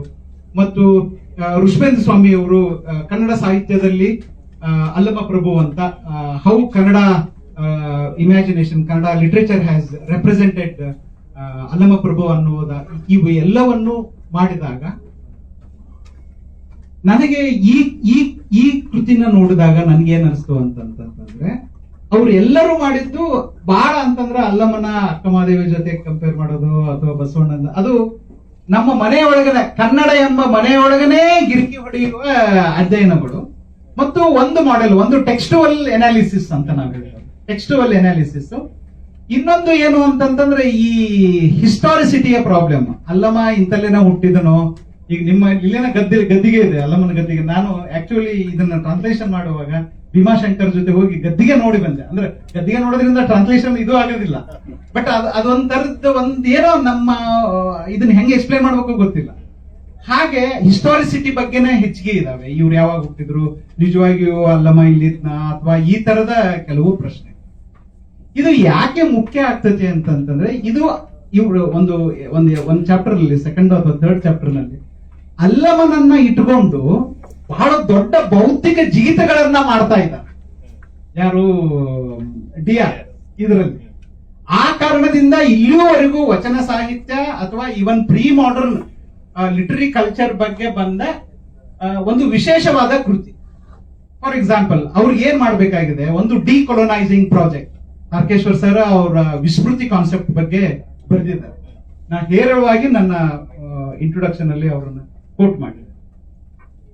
ಏನು ಅಂತಂತಂದ್ರೆ, ಫಾರ್ ಎಕ್ಸಾಂಪಲ್ ಅದರಲ್ಲಿ ಎಷ್ಟು ಮಟ್ಟಿಗೆ ಅವರು ಸಕ್ಸಸ್ ಆಗಿದ್ದಾರೆ ಇದು ಮಾಡೋದು ಅದು ಬೇರೆ ಪ್ರಶ್ನೆ. ವೆಸ್ಟರ್ನ್ ಪಾಸಿಟಿವಿಸ್ಟ್ ಮಾಡೆಲ್ ಅನ್ನ ಬಿಟ್ಟು, ಅವರೇ ಮಾಡ್ತಾ ಇದ್ದ ಮಾರ್ಕ್ಸಿಸ್ಟ್ ಥಿಯರಿಯನ್ನ ಬಿಟ್ಟು, ಪೋಸ್ಟ್ ಕೊಲೋನಿಯಲ್ ಥಿಯರಿನ ಆ ತರದ ಎಲ್ಲವನ್ನು ಬಿಟ್ಟು ಅವರು ಶೈವ ಸಿದ್ಧಾಂತಗಳನ್ನ ಇಟ್ಟುಕೊಂಡೇ ಅಲ್ಲಮನನ್ನ ನೋಡುವುದು ಒಂದು ಪ್ರಯತ್ನ. ಇಲ್ಲಿ ಏನ್ ಮಾಡ್ತಾ ಇದ್ದಾರೆ ಅಂತಂತಂದ್ರೆ, ನಮ್ಮ ಸ್ಥಳೀಯ ಟೂಲ್ಸ್ ಆಫ್ ಅನಾಲಿಸಿಸ್ ಅಥವಾ ಅಂಡರ್ಸ್ಟ್ಯಾಂಡಿಂಗ್, ಕ್ಯಾಟಗರೀಸ್ ಆಫ್ ಅಂಡರ್ಸ್ಟ್ಯಾಂಡಿಂಗ್ ಏನಿದಾವಲ್ಲ ಅವುಗಳನ್ನ ಇಟ್ಕೊಂಡು ಮಾಡ್ಬೇಕು ಅನ್ನುವ ಒಂದು ಜಿಗತವನ್ನ, ಅದ್ರೊಳಗೆ ಅವರು ಸಕ್ಸಸ್ ಆಗಿದಾರೋ ಇಲ್ವೋ ಅನ್ನೋದು ಬೇರೆ ವಿಚಾರ. ಇನ್ನೊಂದು, ಈ ರೀತಿ radical reading of not only ವಚನ ಸಾಹಿತ್ಯ ಬಟ್ ಆಲ್ಸೋ ಅಲ್ಲಮಾಸ್ ಲೈಫ್ ನರೇಟಿವ್ಸ್. ವಚನಗಳನ್ನು ಹೆಂಗ್ ಓದಬೇಕು ಅಂದ್ರೆ, ಹರ್ಮಿನೋಟಿಕ್ ಸ್ಟಡಿ ಏನಾದ್ರೂ ಒಂದು ಬಹಳ ರ್ಯಾಡಿಕಲ್ ಹರ್ಮಿನೋಟಿಕ್ಸ್ ನಮ್ಮ ಕನ್ನಡ ಸಾಹಿತ್ಯ ವಿಮರ್ಶೆ ಇತಿಹಾಸದಲ್ಲಿ ಒಂದು ರ್ಯಾಡಿಕಲ್ ಹರ್ಮಿನಿಯೋಟಿಕ್ಸ್ ಏನಾದ್ರು ಅಂತಂದ್ರೆ ಅದು ಇಲ್ಲಿ ಸುಮಾರು 90-95 ವಚನಗಳನ್ನ ಅವರು ಈ ರೀತಿ ಒಂದು ರ್ಯಾಡಿಕಲ್ ಹರ್ಮಿನಿಯೋಟಿಕ್ಸ್ ನಲ್ಲಿ ಎನಾಲಿಸಿಸ್ ಮಾಡಿ, ಆಮೇಲೆ ಕನ್ನಡ ಲೋಕವನ್ನ ಬಿಟ್ಟು ಅಲ್ಲಮನನ್ನ ಉಳಿದ ಶೈವ ಶಾಖೆಗಳದಾವಲ್ಲ ಅವುಗಳ ಎಲ್ಲ ದೊಡ್ಡ ವಿಸ್ತಾರದಲ್ಲಿನೂ ಇಟ್ಟು ನೋಡುವುದು. ಮತ್ತು ಇವತ್ತು philosophers, historians of Indian philosophy, for example ಅದು ಸ್ಟಾರ್ಟ್ ಆಗದೆ ದಾಸ್ಗುಪ್ತಾ ಅವರ ಪ್ರಾಬ್ಲಮ್ ನಿಂದ. ದಾಸ್ಗುಪ್ತಾ ಅವರು ಯಾಕೆ ವೀರಶೈವವನ್ನ 12th ಸೆಂಚುರಿ ವೀರಶೈವವನ್ನ ಮಿಸ್ ರೀಡಿಂಗ್ ಮಾಡ್ತಾನೆ, ಬಸವಣ್ಣನ ಒಂದು ದೊಂಬಿ ನಾಯಕ ಅಂತ ಮಾಡ್ತಾರೆ ಅನ್ನೋದು ಅವ್ರಿಗೆ ಹರ್ಟ್ ಆಗಿದೆ. ಅದರಿಂದ ಯಾಕೆ ಆಗ್ತಾರೆ ಅನ್ನೋದಕ್ಕೆ ಒಂದು ಬಹಳ ಒಳ್ಳೆ ಎಕ್ಸ್ಪ್ಲೇನೇಟರಿ ಪವರ್ ಇದೆ ಈ ಪುಸ್ತಕ. ಇನ್ನು ಸಾಕಷ್ಟು ಹೇಳ್ಬೋದು. ಮತ್ತು ಯಾವ ರೀತಿ and history of 12th century ವಚನ ಕಲ್ಚರ್ ಅದನ್ನ ಇಷ್ಟು ಚೆನ್ನಾಗಿ ಅಚ್ಚುಕಟ್ಟಾಗಿ ಮತ್ತು ಬಹಳ ಇನ್ಸೈಟ್ಫುಲ್ ಆಗಿ ಕಟ್ಟಿಕೊಟ್ಟ ಮತ್ತೊಂದು ಬೇರೆ ಪುಸ್ತಕ ಇಲ್ಲ ಅಂತ ನನ್ನ ಸರ್. ಆಮೇಲೆ ಒಂದಿಬ್ರು ಮುಗಿಸ್ಬಿಡ್ತೀವಿ, ಇನ್ನೊಂದೆರಡು ಪ್ರಶ್ನೆ ಇದ್ದಾವೆ, ಮುಗಿಸ್ಬಿಡ್ತೀವಿ. ಇನ್ನೊಂದು ಅಂದ್ರೆ DR ಅವರ ಸೂಕ್ಷ್ಮತೆಯ ಮಟ್ಟ ಯಾವ ತರ ಇತ್ತು ಅಂತ ಹೇಳಿ ನಾನು ಈ ಕೃತಿ ಓದಿದಾಗೆಲ್ಲ ಇದ್ರ ಇಂಪಾರ್ಟೆಂಟ್ ಭಾಗ ಯಾವ್ದಿತ್ತಲ್ಲ ನನಗೆ ಇಷ್ಟ ಆಗಿತ್ತು. ಅದು ನಿಮ್ಮಲ್ಲಿ ಹೇಗಾಗಿದೆ ಟ್ರಾನ್ಸ್ಲೇಷನ್ ಅಂತ ಹೇಳಿ ನಾನು ಸ್ವಲ್ಪ ಕಂಪ್ಯಾರಿಸನ್ ಮಾಡ್ಕೊತ ಹೋದೆ. ಇದು ಏನ್ ಫೀಲ್ ಆಗ್ತಾ ಇತ್ತು ಅಲ್ಲಿ ಕೂಡ ಅದೇ ನನಗೆ ಫೀಲ್ ಆಗ್ತಾ ಇತ್ತು. ನೋಡಿ, DR ಹೇಳ್ತಾರೆ ಅಲ್ಲಮನ ಕಾವ್ಯ ಮೀಮಾಂಸೆಯ ಒಂದು ನಿಜವಾದ ಶಕ್ತಿ ಎಲ್ಲಿದೆ ಅಂತಂದ್ರೆ ಅವನು ತೆಗೆದುಕೊಳ್ಳುವಂತ ಸ್ಟ್ಯಾಂಡ್ಗಳಲ್ಲಿ ಅಲ್ಲ, ಅವನ ವೈರುಧ್ಯಗಳಲ್ಲಿ ಮತ್ತು ಅವನ ದ್ವಂದ್ವಗಳಲ್ಲಿ, ಅವನ ತೊಳಲಾಟದಲ್ಲಿ. ಆ ತೊಳಲಾಟನೇ ಅವನ ಕಾವ್ಯ ಮೀಮಾಂಸೆಗೆ ಒಂಥರದ ಏನಂದ್ರೆ ಫೋರ್ಸ್, ತೀವ್ರತೆ ತಂದುಕೊಟ್ಟು ಬಳಸಿದ್ದಾನೆ ಅನ್ನುವಂಥದ್ದು ನಮಗೆ ಗೊತ್ತಾಗ್ತದೆ. ಅದಕ್ಕೆ ಅದನ್ನ DR ಅವರು ವಾಸ್ತವದ ತಲೆ ಕೆಳಗು ಅಂತ ಹೇಳ್ತಾರೆ. ಸಾಮಾನ್ಯವಾಗಿ ವಚನದ ಬಗ್ಗೆ ಅಧ್ಯಯನ ಮಾಡ್ತಾ ಇದ್ದಾಗೆ ಬ್ರಾಹ್ಮಣ್ಯ ಶ್ರೇಷ್ಠನೋ ಹೊಲೆತನ ಶ್ರೇಷ್ಠನೋ ಅನ್ನೋದೇ ಚರ್ಚೆ ಮಾಡಿದ್ದಾರೆ. ಬಟ್ ಬ್ರಾಹ್ಮಣ್ಯ ಮತ್ತು ಹೊಲೆತನ ಮೀರಿದಂತ ಇನ್ನೊಂದು ಸ್ಥಿತಿ ಇದೆಯಲ್ಲ, ಅದ್ರ ಬಗ್ಗೆ ಅಲ್ಲಮನೆ